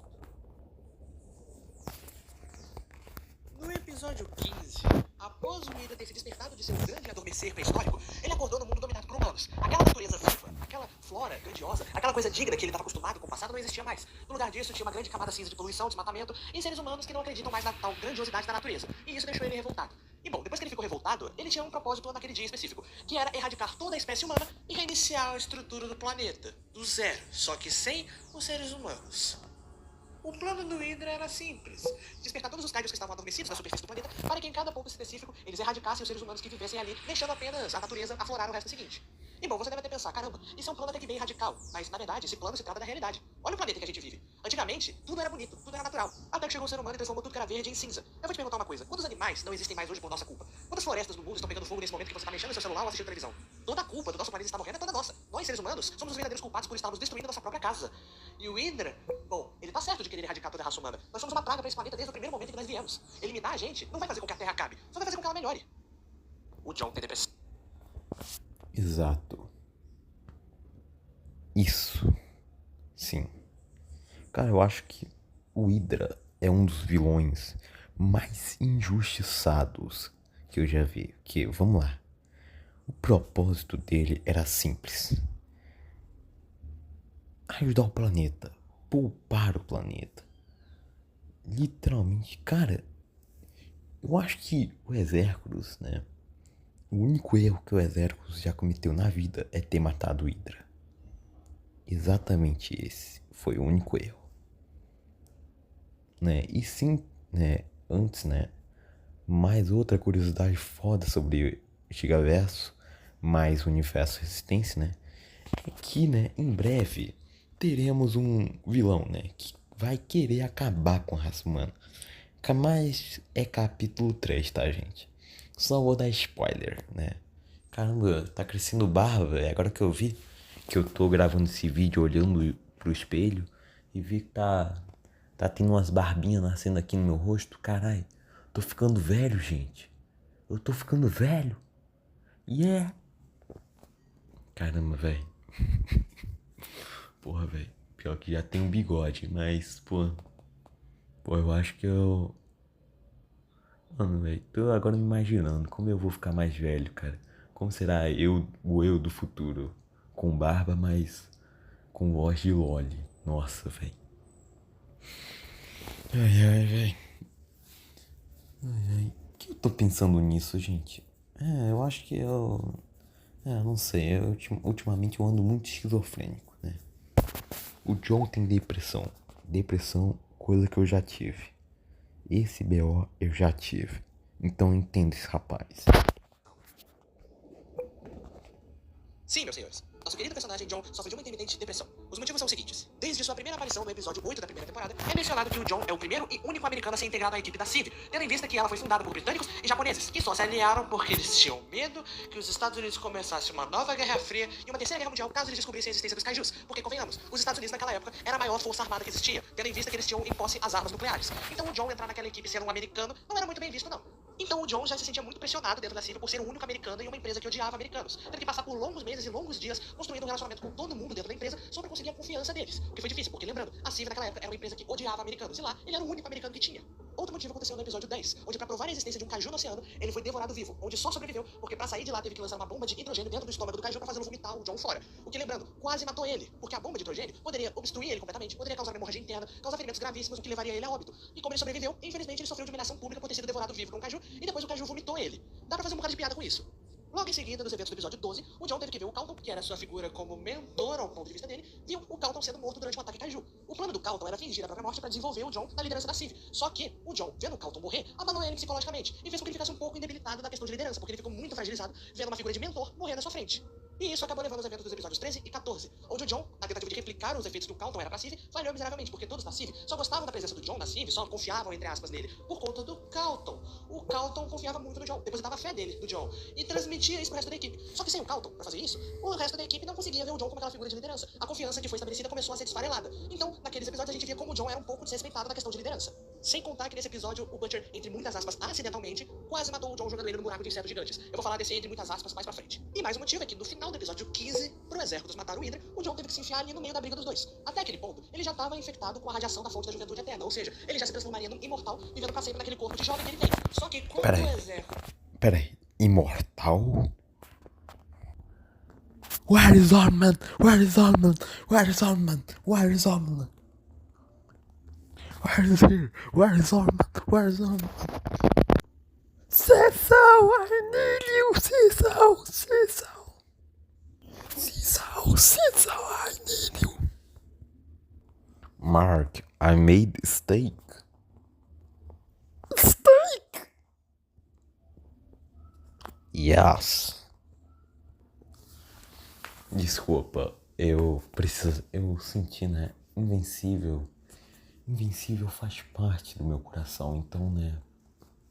Eu preciso fazer uma referência e ficar gritando todos os memes sem parar até meu oxigênio parar. Então, né? É isso, desculpe. Eu senti a necessidade de... E também eu tô sabendo também que o Pavlovers também tá querendo mexer comigo, fazer chip do meu invencível. Ó, Pavlovers, você não vai fazer, eu não vou deixar não. Tire suas garras do meu invencível, viu, Pavlovers? Ok, só isso, né, que eu queria falar, então. É isso. Atingiu a sua forma infernal e liberou toda a sua radiação para desintegrar o Hydra por completo, ele espalhou parte dessa sua radiação na atmosfera onde ele estava envolvido, naquele ambiente onde ele estava. E como o Jon estava ali no meio, ele também foi afetado pela essa radiação dos Exércitos, fazendo com que o Jon fosse obrigado a absorver aquela radiação para si e misturando com o DNA radioativo da fonte da juventude que já estava nele, ele também foi obrigado a se transformar num para-humano, cujos superpoderes é a imortalidade e a regeneração acelerada. O que, lembrando, não era o que o Jon queria. Ele não queria ser um para-humano, porque com essa habilidade nova desbloqueada também vem a consequência. Ele não pode se reproduzir, ele virou estéril, ou seja, ele não pode engravidar ciente, ele não pode dar uma família para ela. E aí junta tudo isso e você tem um indivíduo frágil, que é o Jon. Pra você ter uma ideia do quão grave... Pô, mas veja pelo lado bom, pelo menos ele vai poder, né? Ele não precisa mais usar métodos contraceptivos, né? Pelo menos ele vai poder meter, né? Tá ligado? Meter sem peso na consciência, pelo menos. Tá ligado? Aí também ele pelo menos vai poder comer a Cynthia, né? Pois é, meu sonho era comer a Cynthia, né? Até o Jon pegar, né? Pois é, a Cynthia era minha waifu. Minha waifu. Caramba, velho. Mano, velho, eu nunca falei tanta besteira em um vídeo sobre o universo e a existência. Eu nunca falei tanto. Nunca fiz tanta piada sobre sexo num único vídeo sobre o universo e a existência. Tava a situação psicológica do Jon. No episódio 28 a gente conseguiu ver um pico dessa depressão sendo mostrada, onde após o Butcher ter um surto de raiva pra cima dele... Pois é, o cara fica se cortando, tá ligado? O Jon foi se esconder em algum canto pra tentar se suicidar em segredo, onde ele tentou cortar os próprios pulsos pra sangrar até a morte. Só que como ele é um para-humano, ele tem a habilidade de se regenerar, porque ele é imortal, nem isso ele conseguiu. Ou seja, o Jon vai ter que continuar vivendo com essa depressão, com esse fardo, esse tumor na cabeça dele, porque lembrando, depressão é uma doença, gente. Então ele vai ter que continuar vivendo com essa doença na sua cabeça, e ele não vai conseguir nem se aliviar. Ele não vai poder se suicidar pra aliviar toda essa tensão e esse tumor na sua cabeça. E isso, cara, é uma coisa triste. O Gigaflix, quando ele reagiu ao episódio, ele disse que o Jon era burro porque ele não se explodiu pra tentar se suicidar. Só que nem isso ia funcionar, porque se ele colocasse uma bomba nele e tentar... Putz, pois é. Nem isso adiantaria. Pois é, nesse dia eu falei também uma das minhas maiores merdas também. E, cara, mesmo isso de brincadeira, cara... Pois é, foi idiotice, cara. Também desculpe por aquela piada. Ah, que ele não se explodiu. Cara... Pois é. Pô...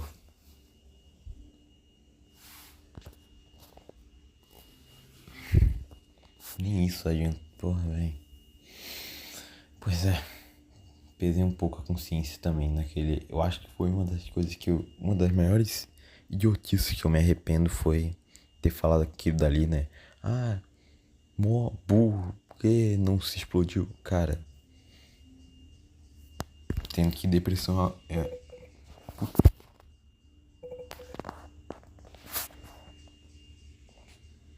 Tava gravando enquanto eu tava falando? Eu não sei. E tentasse se suicidar, um pedacinho do John que sobrasse ali ia fazer com que ele se regenerasse de volta com as mesmas memórias, os mesmos pensamentos e a mesma depressão na cabeça dele. Então, infelizmente, é uma característica do personagem. O John sofre de depressão e vai continuar sofrendo até o dia em que ele simplesmente parar de respirar. O que quase nunca vai acontecer, porque lembrando, ele é imortal. O Butcher tentou matar o John de propósito. Vamos lá, no último tópico, eu disse que, entre muitas aspas, o Butcher acidentalmente empurrou o John para um buraco de minhocas gigantes para que ele fosse devorado pelos insetos da Ilha da Caveira. E esse, acidentalmente, entre muitas aspas, tem realmente um motivo, porque o Butcher fez aquilo de propósito.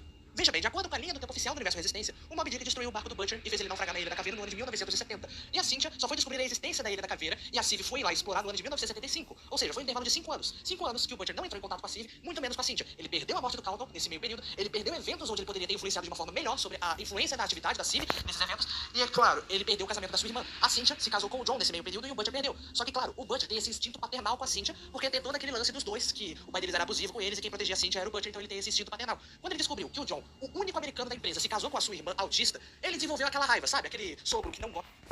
Pois é, né? E também vou aproveitar e falar sobre o Ralph Butcher do Gigaverso. Como recentemente, uma coisa que eu revelei sobre ele recentemente foi que ele possui TDAH, que é uma doença que eu tenho, né? Que é déficit de atenção, né? Então, em resumo, eu tenho dificuldade de prestar atenção em algumas coisas. Então, não é à toa que eu, de vez em quando, eu me distraio em algum vídeo.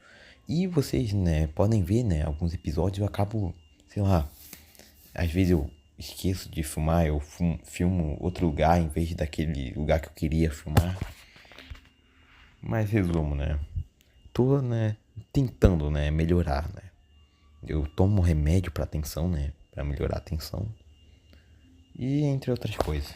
Tá muito do genro, então é o Butcher que fez isso. Só que o Butcher, ele é um problema, porque ele tem surtos de raiva de vez em quando. E quando ele tem esses surtos de raiva, a vontade dele é descontar em alguém. Esse alguém pode ser você, ou pode ser o John, que até aquela altura estava fragilizado com a morte do Carlton, não sabia se defender direito, não sabia se impor direito. Então era um alvo muito fácil pro Butcher descontar a raiva dele. E foi exatamente isso que ele fez. Ele empurrou o John de propósito pro buraco de insetos. Ele sabia que aquele buraco tinha insetos gigantes famintos por carne humana, e de propósito empurrou o John pra lá dentro.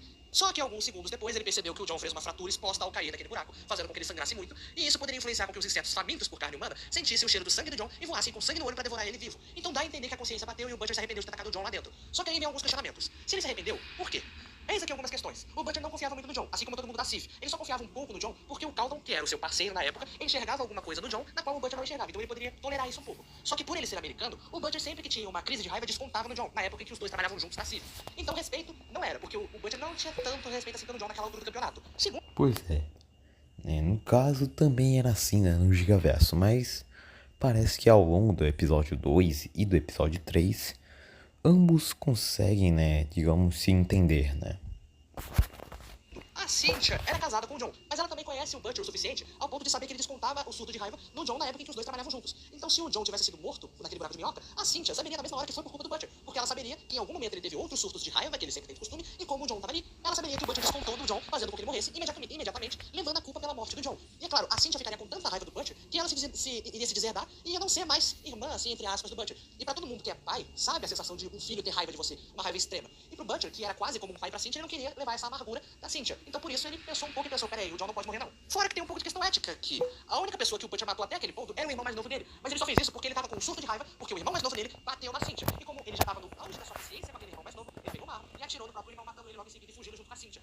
Ele ficou tão traumatizado com aquele evento que ele prometeu nunca mais matar alguém importante na vida dele. E como o John era casado com a Cynthia, o John pôde se identificar como uma pessoa importante na vida do Butcher, por estar casado com a Cynthia, sua irmã, que era o top 1 de mais importante na vida do Butcher. Então esses três motivos aqui foram que levaram o Butcher a, de propósito, tacar o John no buraco de insetos carnívoros, mas também podem ter sido os mesmos motivos que fez ele se arrepender de ter jogado o John lá dentro, e por isso fez com que ele criasse aquele senso de urgência pra tirar o John dali. A sorte é que o Máquina Azul tinha chegado na mesma hora pra salvar o John do buraco de insetos e tudo mais. Só que tudo... Inclusive, Máquina Azul terá uma importância maior no finalzinho do capítulo 2, lá em Projeto Cripto, onde ele fará uma aparição. E, sim, na temporada 2, Máquina Azul fará uma aparição, né, em Projeto Cripto. E ainda ele terá uma importância ainda maior no capítulo 3. Então fiquem ligados. Isso dito até agora leva a uma pergunta macabra. O Butcher realmente seria capaz de matar o John por conta de um surto de raiva? O Carlton planejou tudo.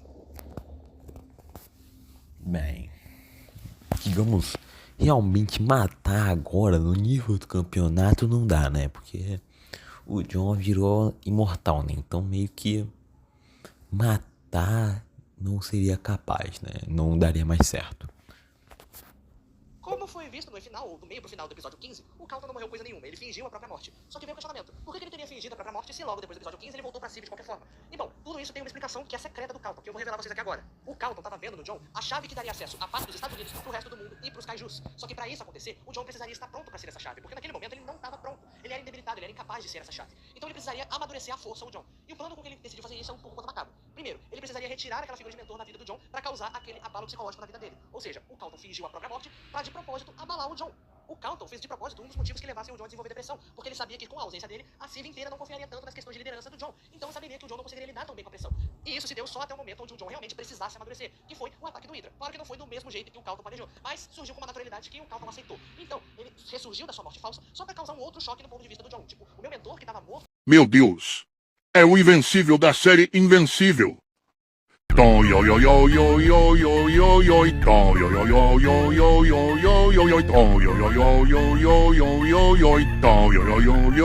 Ok, agora, né? Ok, agora que eu terminei de lançar meus dejetos corporais, irei voltar ao trabalho. Ah.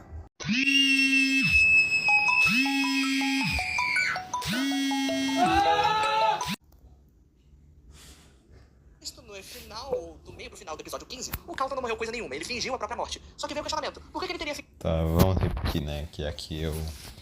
fingido a própria morte se logo depois do episódio 15 ele voltou pra Sylvie de qualquer forma? E bom, tudo isso tem uma explicação que é secreta do Carlton, que eu vou revelar a vocês aqui agora. O Carlton tava vendo no John a chave que daria acesso à parte dos Estados Unidos pro resto do mundo e pros Kaijus. Só que pra isso acontecer, o John precisaria estar pronto pra ser essa chave, porque naquele momento ele não tava pronto. Ele era indebilitado, ele era incapaz de ser essa chave. Então ele precisaria amadurecer à força o John. E o plano com que ele decidiu fazer isso é um pouco quanto macabro. Primeiro, ele precisaria retirar aquela figura de mentor na vida do John pra causar aquele abalo psicológico na vida dele. Ou seja, o Carlton fingiu a própria morte pra de propósito abalar o John. O Carlton fez de propósito um dos motivos que levassem o John a desenvolver depressão, porque ele sabia que com a ausência dele, a Sylvie inteira não confiaria tanto nas questões de liderança do John, então saberia que o John não conseguiria lidar tão bem com a pressão. E isso se deu só até o momento onde o John realmente precisasse amadurecer, que foi o ataque do Hydra. Claro que não foi do mesmo jeito que o Carlton planejou, mas surgiu com uma naturalidade que o Carlton aceitou. Então, ele ressurgiu da sua morte falsa só pra causar um outro choque no ponto de vista do John. Tipo, o meu mentor que tava morto, na verdade estava vivo esse tempo todo e não me ajudou. Então, ele discretamente inseria uma solução na mente do John, que era aquela bomba atômica capaz de desintegrar tudo que toca. Isso daria um estalo na mente do John, que fazia com que o seguinte: ninguém me respeita, só vou respeitar o Carlton. Se o Carlton voltar, isso significaria que eu voltaria a ser esquecido de novo. Então, eu vou fazer uma coisa, não por todo o planeta, não por toda a Sylvie, mas eu vou fazer uma coisa por mim, uma coisa que talvez venha me ajudar. Então eu vou pegar a bomba, vou chamar o exército e nós dois vamos fazer o Hydra morrer, causar toda essa paz no redor do mundo. Só que era exatamente isso que o Carlton queria. O Carlton tava enrolando toda a Sylvie para que o John de propósito roubasse a bomba dele, levasse lá pro Brasil e destruísse a bomba do Hydra. Claro que o objetivo não era exatamente fazer com que o exército absorvesse a radiação daquela bomba. Foi outra coisa que surgiu naturalmente pelo descuido do Carlton em mau planejamento. Só que o John depois disso virou um grande líder, ou pelo menos tá começando a virar um grande líder depois disso, funcionou. Ou seja, todo o plano do Carlton até agora foi todo orquestrado para que o John fosse essa chave de paz mundial entre os Estados Unidos, o mundo, a Sylvie e os Kaijus. E o Carlton, claro, teve momentos onde ele não planejou. Por exemplo, ele não planejou que o John virasse um par humano. Ele não planejou que o Hydra fosse aparecer naquele momento. Então foram coisas que apareceram pra ele, então ele teve que aceitar isso numa boa. E isso chega a ser um pouco bizarro. Exércitos e Galaxy não devem estar juntos. Calma, eu sei que é meio chocante ouvir isso à primeira vista. Ainda mais quando se trata de um assunto que ainda não aconteceu, dado em conta que estamos seguindo a cronologia oficial do Universo Resistência e por enquanto não chegamos a um ponto em que Galaxy e Exércitos se unem. Mas eu vou explicar o porquê que isso não deve acontecer. Bom, é dito ao longo da série que várias espécies têm um costume e uma tradição a ser seguida. Por exemplo, espécies diferentes não se misturam, um conceito que foi apresentado lá no episódio 3. Só que tem uma coisa que muita gente ignora. As próprias espécies também têm regras e tradições a serem seguidas dentro dos indivíduos de cada espécie. E isso se aplica aos Narvagnes, que é a espécie do Exércitos e da Galaxy. Que é o seguinte, a espécie acredita no equilíbrio ambíguo dos indivíduos. Isso quer dizer o quê? Os indivíduos, quando forem entrar num relacionamento amoroso, eles devem ter um equilíbrio igual, equalitário pros dois lados. O macho e a fêmea devem ser iguais para que então haja um equilíbrio na espécie. O que é esse equilíbrio? Ambos devem ter a mesma idade, a mesma altura, a mesma força e a mesma inteligência. Se for uma coisa diferente um do outro, então o relacionamento não é equilibrado. Um bom exemplo disso é o Bruton. Ele não era muito bem equilibrado psicologicamente, todo mundo já viu onde deu. Só que essa regra também vale pro Exércitos e pra Galaxy. E se você analisar as características dos dois, você vai perceber que faz sentido. Porque o Exércitos é muito mais evoluído na questão física do que a Galaxy. Ele consegue andar nas duas patas, claro que ele também consegue andar na posição quadrúpede, mas ele se desenvolveu para andar na posição de duas patas traseiras como um... Caramba. Uou. Simplesmente. Uou.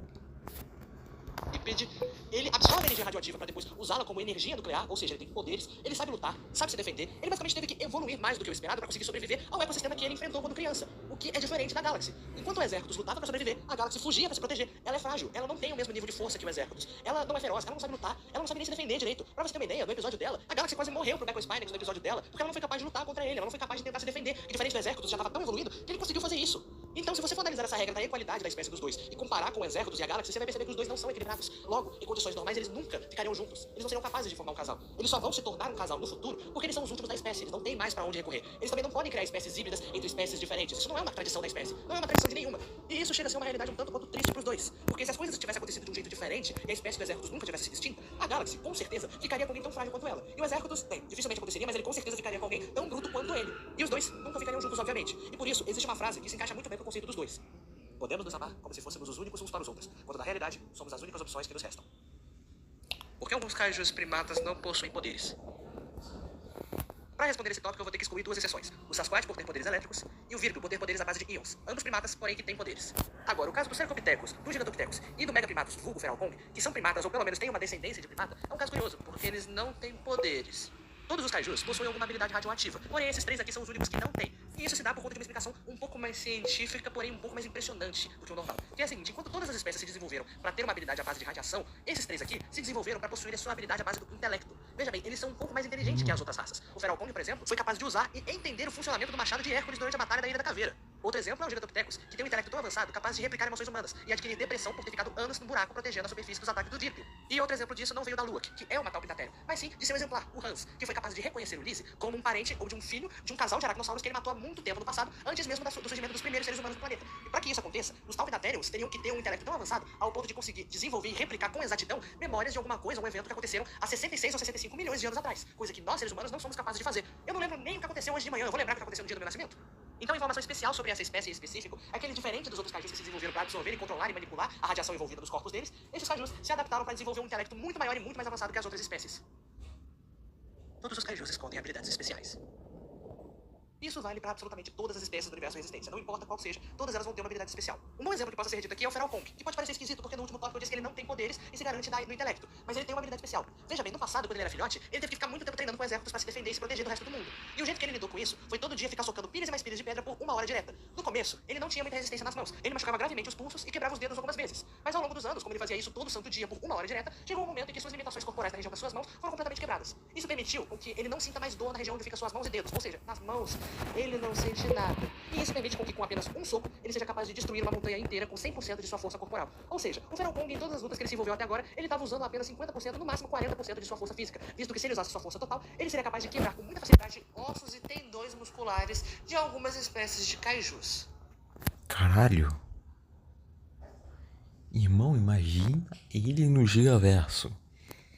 Cara, imagina se a gente pegasse essa versão do universo de existência e colocasse pra brigar contra o Kong do Gigaverso.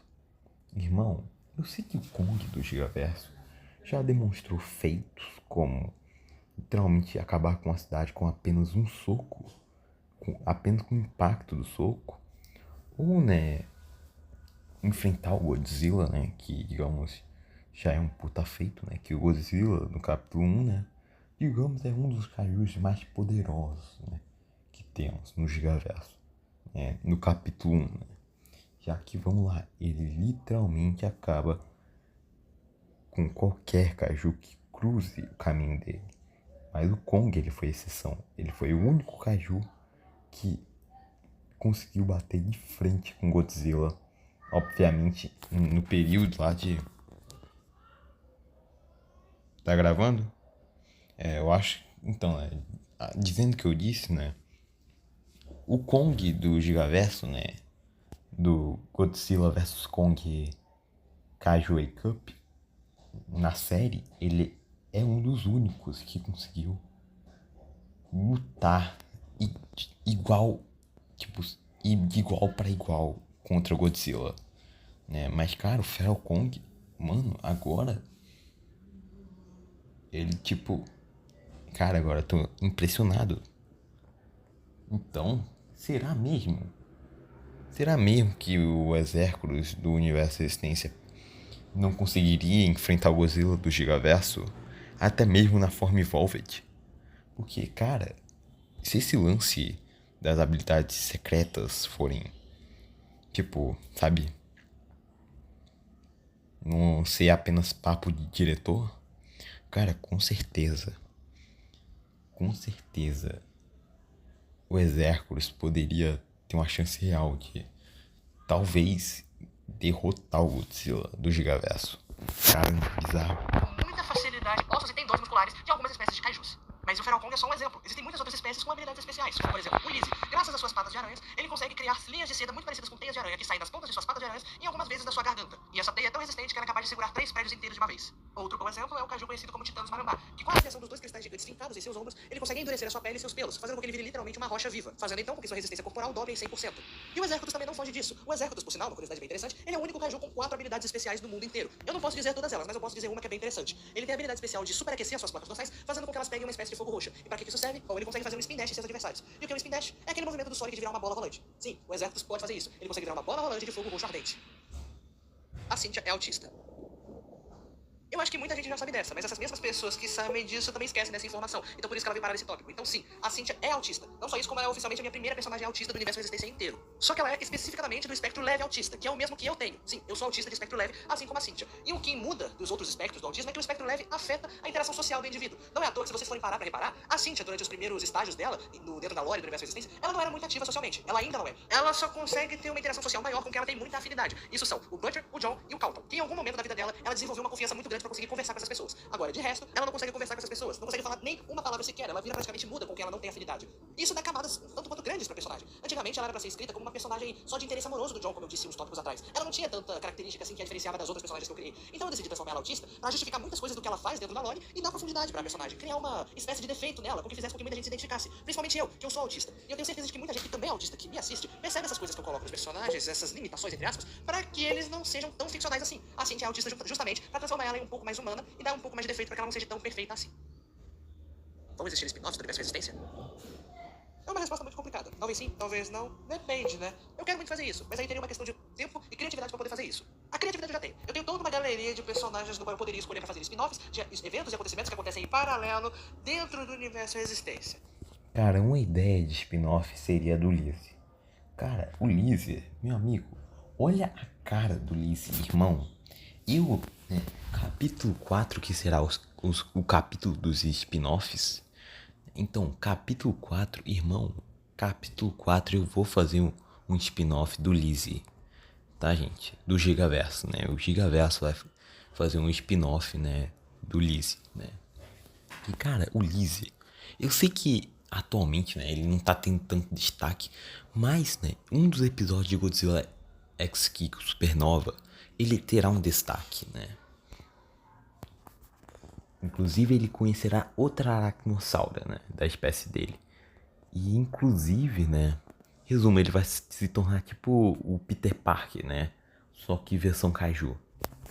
O que falta é o tempo. O tempo pra poder fazer isso. Porque muita gente não sabe é que agora eu sou CLT. Eu fiz 18 anos, então eu tô tendo que arrumar um emprego pra poder sustentar a minha casa onde eu moro e receber meu primeiro salário. Coisa que eu já consegui. Eu tô trabalhando no supermercado. Tem coisa mais CLT do que isso. Mas por conta desse trabalho, eu só recebo um dia de folga e pouquíssimo tempo pra desenvolver alguma coisa nesse canal. Não é à toa que ele tá muito parado. Então, pra desenvolver um spin-off eu precisaria de muito tempo pra poder fazer isso. A criatividade eu já tenho. Eu só precisaria de tempo. Mas quem sabe, no futuro eu possa fazer um spin-off em paralelo do universo Resistência, que nem o Gigaflix tá fazendo com o Projeto Cripto. Que por sinal, tá muito bom, hein, o Gigaflix. Continua, tá? Vai dar sucesso isso aí.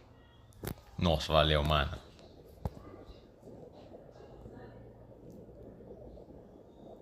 O abismo. Inclusive, né, vou aproveitar e falar, né, sobre mudanças, né, sobre o Gigaverso, que ele vai passar por uma mudança de estilo. Que antes, né, os bonecos eram feitos em 3D, agora vão passar para 2D. Sim, exatamente, 2D. Bem, eu curto mais o 3D, mas também eu gosto do 2D. Inclusive, né, pra ficar um pouco mais semelhante ao Invencível, né, que é uma série que me baseei bastante pra fazer, né. E também eu espero que vocês curtam essa mudança, né, de coração, né, tá, gente? Porque é um bagulho meu, tá, gente? Sabe, eu me sinto confortável fazendo isso. Não é uma escolha que eu tô sendo obrigado a fazer, é uma escolha que eu quero. Então, entendam a mudança de estilo do Gigaverso, tá? Por favor, apenas entendam. E também a mudança de estilo em outras séries, né? Que tipo, grande erro, vai passar também por essa mudança. Então, gente, ó, Trunks, tá? Gente, é Trunks. Não é fim do mundo. Não vai ser o fim do Gigaverso. Eu espero. E eu espero que vocês entendam isso. E olha a minha thumb linda, kawaii que eu fiz, né? Pois é. Inclusive, eu acho que muita gente ficou se perguntando de onde eu tirei essa ideia de eu enfiar uma porrada de efeito de Pick Me Go no Coronel Britânia. Porque, sabe, só zoeirinha, né? Zoeirinha light, tá, gente? Zoeira. Piada entre amigos, né? Tá, gente? Entendeu, tropa? Piada. LOL. Pra Rita. Deuses e demônios. Não é muito segredo que a essa altura do campeonato dentro do universo Resistência, algumas outras raças e criaturas e mitologias foram exploradas e vão ser exploradas dentro do universo Resistência. Temos aliens, e o próprio Trademark Nazgûl é a prova disso, o Hércules e toda a mitologia grega que engloba ele também já foi parcialmente apresentado. Então, né? E também vou aproveitar também pra falar sobre o Gigaverso. Sim, eu tô falando muito sobre o Gigaverso, porque o universo Resistência, eu também me baseei no universo Resistência. E assim como no universo Resistência, né? E também eu vou aproveitar e falar sobre o Gigaverso também, né? O Gigaverso é um multifandom, entendeu? Ele é um multifandom, tipo Fortnite, entendeu? Mas só que com cajus, né? Então, óbvio, eu pego muito as regras do universo Resistência, as regras do Pretoverso, as regras do Arcaverso, as regras do IGProcverso, as regras do Reiceratoverso e taco tudo no Gigaverso, entendeu? Porque é uma mistura de tudo. Não é à toa que vemos personagens de vários canais e de outras plataformas também, né? Que também eu pego cajus do TikTok também pra fazer o Gigaverso. No caso, teremos, né, 2 personagens que serão assim. Mas em breve eu irei apresentar. Por enquanto, não. Então, né? Voltando ao assunto. Temos a demologia, como vimos no episódio 24, com os Tolas e a Sociedade da Lua. Então toda essa grande classe de deuses, monstros, criaturas. E também deuses e demônios no Gigaverso também. Sim, eu tô aproveitando muito pra falar sobre... dar curiosidade sobre o Gigaverso, quanto pro... E cara, real, vou falar uma coisa. Esse Cyberk do Universo Assistência tá incrível, incrível, cinematográfico, mano. Eu acho que era isso que a gente precisava pra saber, né, de outras coisas que existem nesse universo. Que é um universo muito grande. E tem muitas coisas que podemos, né, que ainda não foram mostradas, né, a público, né, e ainda nem aconteceram. Os alienígenas ainda estão prestes a aparecer dentro do universo Resistência. É só uma questão de tempo até todos eles serem apresentados. A Galaxy quase virou o Beco Spinax. Vocês lembram uns tópicos atrás o que eu disse sobre as frutas Kaiju terem a capacidade de potencializar a radiação dos cristais ancestrais, transformando o que antes era um Kaiju em uma completa abominação genética. E bom, dadas essas informações, se a gente lembrar um pouco mais do que aconteceu no episódio 28, nós temos a informação de que Galaxy teve um contato direto com essas frutas e comeu delas. Foi isso que influenciou dela ter os seus poderes que virão a ser apresentados em episódios futuros. Porém, uma coisa muito macabra sobre isso é que ela chegou muito perto de se tornar o que o Beco Spinax se tornou. Porque, pra quem não sabe, o Beco Spinax comeu dessas frutas no passado, e muito delas, e se transformou naquilo que nós vimos nos episódios. Porém, a Galaxy também comeu dessas frutas. Porém, alguma coisa aconteceu para que ela parasse no meio do caminho, impedindo com que ela sofresse do mesmo processo. Mas aí veio uma pergunta. O que teria acontecido se ela não tivesse parado e tivesse prosseguido adiante? Será que ela se tornaria a mesma coisa que o Beco Spinax? E a resposta é que sim, ela teria. O que são as conexões Kaiju? No universo Resistência, conexão Kaiju é um evento espiritual, onde um Kaiju se aproxima tanto de um humano que ele emocionalmente e espiritualmente se conecta a esse humano. É basicamente como ele se visse dentro daquele humano, se identificando principalmente com traços de personalidade. É coisa que a Gia e o Kong têm, né? Inclusive teremos mais, né, conexões Kaijus no Gigaverso. Já, né, que o universo Resistência tem essas regras, né? E existe, né, que, né, já que existem personagens do universo Resistência no Gigaverso, então faz sentido essas regras existirem também no Gigaverso, né? Já que, né, o Gigaverso, né, é composto por vários versos, né? Entendeu? Tipo Fortnite, entendeu? Eu sei, já trouxe esse evento, já trouxe, né, essa comparação do Fortnite, mas é importante entender, né?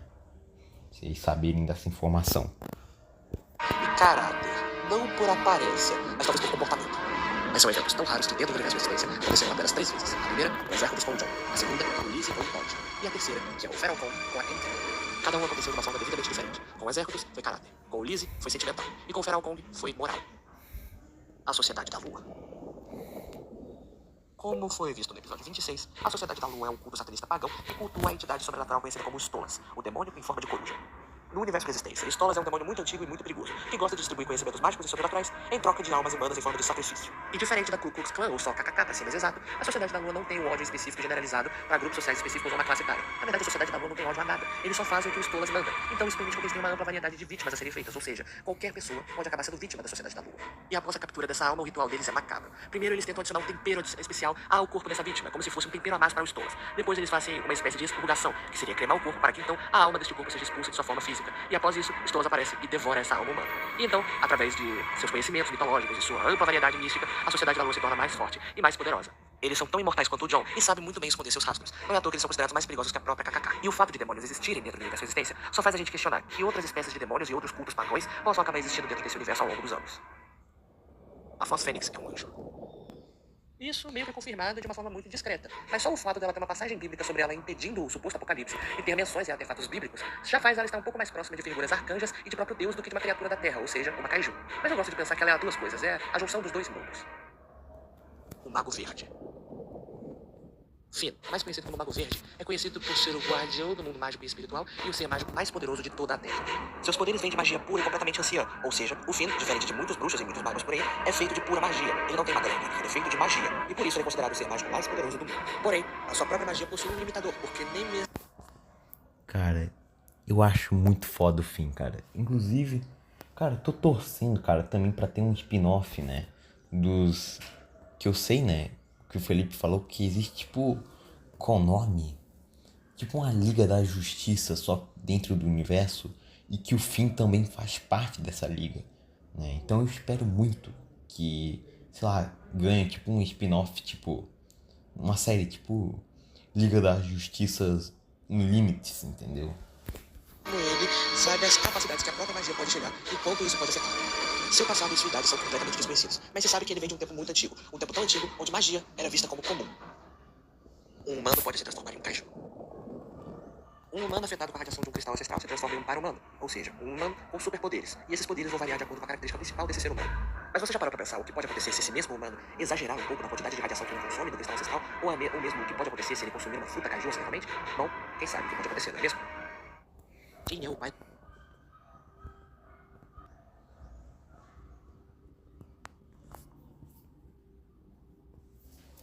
Teremos humanos virando kaiju? Cinema, tropa. Cinema. Caramba, também. Curiosidade, né? A Imagem Comics criou, né? Já uma série, né? De quadrinhos chamadas Fire Breaths. Onde, né? Acompanhamos a história do Fire Breath, né? Ou, sei lá, esqueci o nome dele. Mas então, né? Ele é meio humano e meio caju. Sim, o pai dele é um caju e a mãe dele é uma humana. Como eles fizeram isso, eu não sei. Só o roteirista mesmo, cara. Puta que pariu. Meu Deus, como isso foi possível, Deus? Como, gente? Como, cara? Como um caju engravidou uma mulher? Um caju, tipo, maior do que um prédio. Como ele meteu o dentro da poça de uma mulher? Me explique mais comics. Explique como vocês fizeram. E quem é Beth? Pai da Beth. Pra quem não lembra, Beth é a filhote de Leviatã fêmea. Ela foi o vilão principal do episódio 26, porque foi ela que influenciou a briga da Leviatã contra o Behemoth. A Beth é bem semelhante à sua mãe, a única mudança é a sua coloração. Enquanto a Leviatã é azul marinho com olhos mais claros, a Beth tem uma coloração mais esverdeada e olhos vermelhos. E isso chega a ser um pouco curioso, porque a mãe da Beth, a Leviatã, chegou a ser apresentada no universo de Resistência no episódio 26. Mas agora, o pai dela... Bom... Peraí. Mas parece com um Gorgo. Peraí. Gorgo? Mas cajus não podem, no universo da existência, cajus não se misturam, é diferente do gigaverso. Então, como também, né? Avisa uma teoria, tá, gente? Que o Gorgo também é verde e tem olhos vermelhos. Pelo que eu me lembro, né? Também eu posso estar tendo, né? Sei lá, aquele bagulho ali, né? De efeito Mandela, né? Mas, pelo que eu me lembre, Gorgo tem olhos vermelhos e é verde. Verde escuro, né? Cara, não sei, né? Não me lembro muito. Ninguém sabe o que aconteceu com o pai dela e muito menos quem é o pai dela. O Leviatã não é. As suas fênix, duvido muito. Não tem registro de outra espécie de Leviatã existindo na superfície do mundo. Sendo assim, quem é o pai da Beth e por que ele não apareceu até agora? Ninguém está seguro dentro do universo Resistência. O universo Resistência é uma daquelas obras que você olha e fala: cara, isso aqui é o suco da fantasia da cultura pop. Não tem como uma coisa dessas existir na vida real e ser levada a sério. Na verdade tem sim. Eu escrevi o universo Resistência para ter um toque de realidade a mais nele. Então, por mais que tenha coisas ficcionais e coisas fantasiosas demais, tem o nível da seriedade adicionado aqui. Vamos fazer uma rápida análise e comparar um pouco a situação. Você é um ser humano normal que vive dentro do universo Resistência. Você tem uma família, você tem uma casa, você tem um trabalho, você tem um salário, você tem alguma pessoa no qual você ama, às vezes uma pessoa que você odeia. Resumindo, você tem uma vida dentro desse universo. Só que as coisas parecem estar tudo bem, quando na verdade um monstro gigante está dormindo debaixo da sua cidade. E a qualquer momento ele pode acordar e tentar destruí-la. E o governo do seu país, da sua cidade, que você mora, não vai fazer nada a respeito, porque se ele tentar, corre o risco de provocá-lo mais ainda. E a pior informação disso tudo é que caso ele ataque a sua cidade, a única forma de derrotá-lo completamente é outro monstro ainda mais forte vindo e derrotá-lo, o que, convenhamos, traria mais caos, mais destruição e mais pessoas, incluindo você nessa equação, poderiam acabar sendo mortas.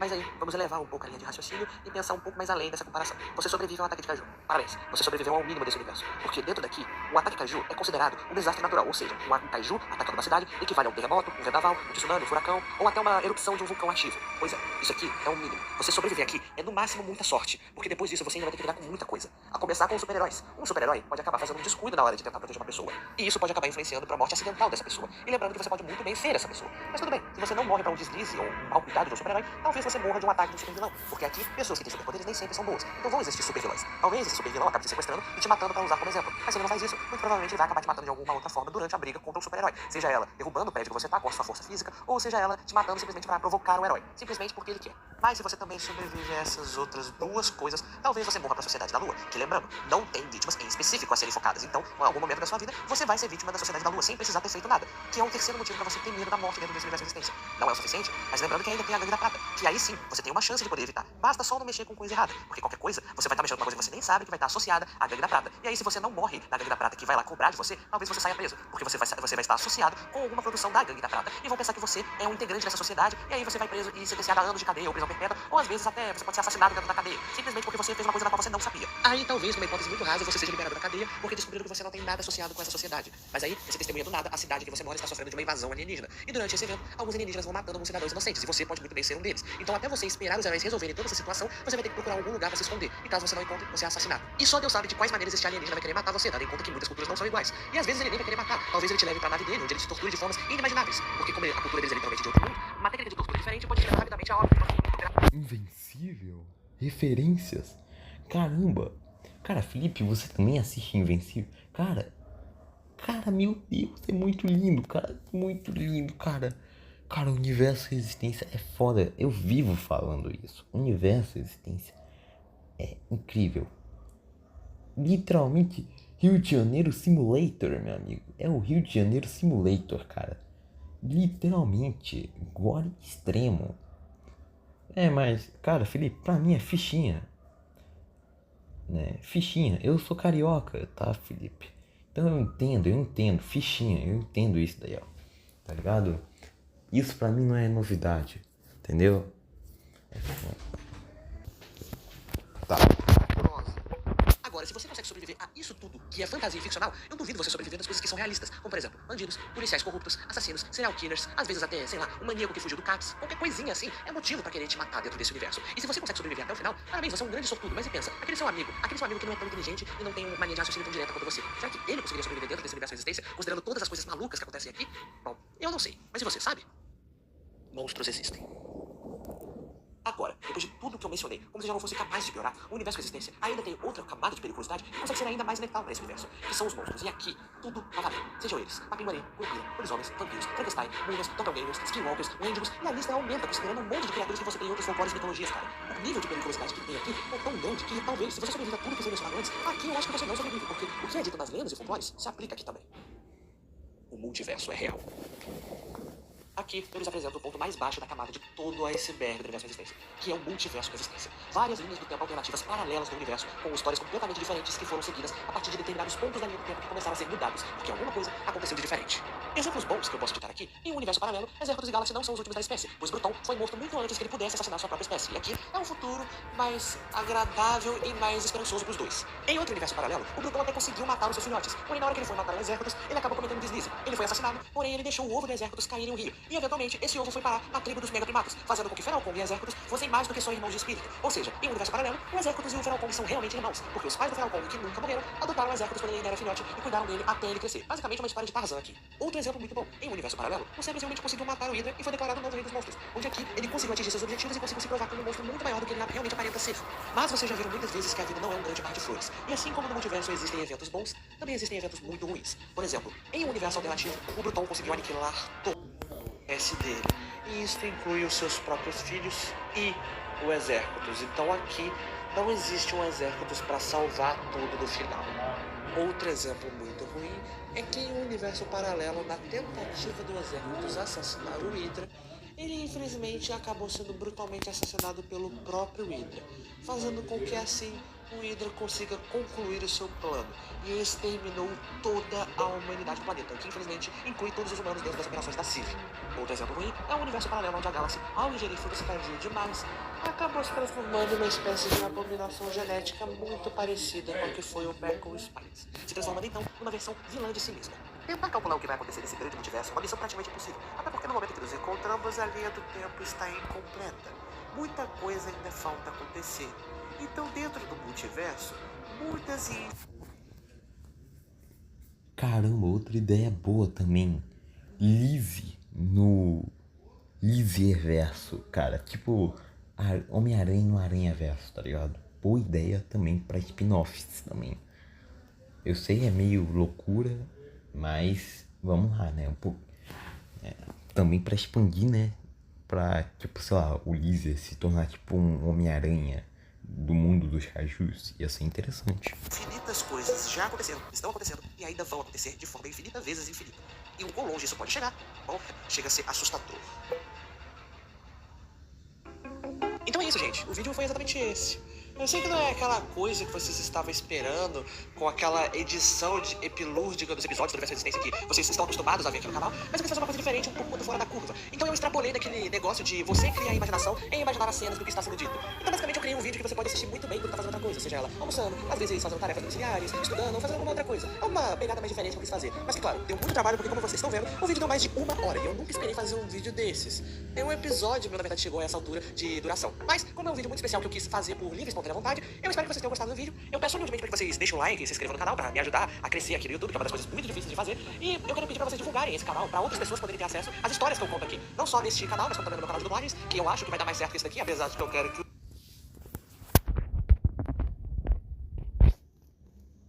Cara, muito bom, cara. Simplesmente um dos melhores icebergs que eu já vi na minha vida. Inclusive o canal de dublagens, né? Deixa eu vir aqui.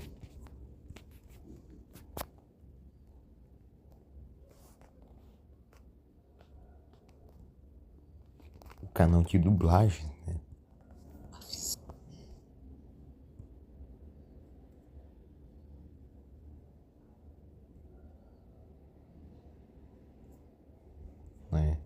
Tem já, né, algumas dublagens, né?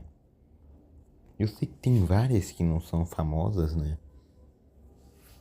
Tipo essa do Caminhando de Furret, a Caminhada de Furret.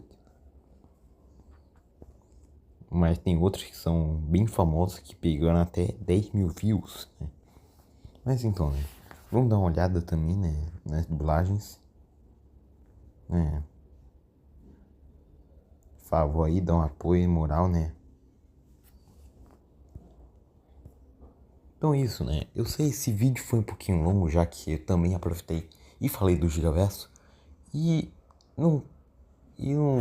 Cara, eu espero que vocês gostem, né? Também desse vídeo também, né? Dessa react. E também eu acho que muitos se perguntam por que eu não posto tanto. É porque, né, agora eu tô no 9º ano, meu amigo. 9º ano, já é um passo pro ensino médio, né? E pro ensino médio talvez eu não poste muito. Eu vou postar tipo mais, sei lá, talvez sobre o Gigaverso, né? Que, digamos, é um dos assuntos que eu mais trago aqui no canal, né? Mas então é isso, né? E também vou de novo recomendar esse vídeo, né? Sobre as mudanças que eu vou fazer no Gigaverso, né? Então é isso, né? Espero ter gostado, dá o like nesse vídeo, né? E é isso, falou, né? Tropa, dá o like, se inscreva no canal e passa no canal do Universo Existência, né? Se você tá com preguiça de pesquisar, né? É só vir aqui, né, nos meus posts, né? Que eu sempre marco ele. E também, né? Deus abençoe vocês, inclusive Felipe, né? Que ele, né? Também, né? Uma salva de palmas, eu sempre parabenizo ele. Porque graças a ele temos o Gigaverso. Que quando eu tava a um passo de desistir, Felipe foi lá e me apoiou. Ele me falou para eu não desistir e continuar à frente. Então, graças a ele, eu estou aqui. Então, parabéns, Felipe. E também, de novo, vamos lá no canal do cara, velho. Vamos no canal do Felipe e vão dar aquela moral. Olhar do 6-7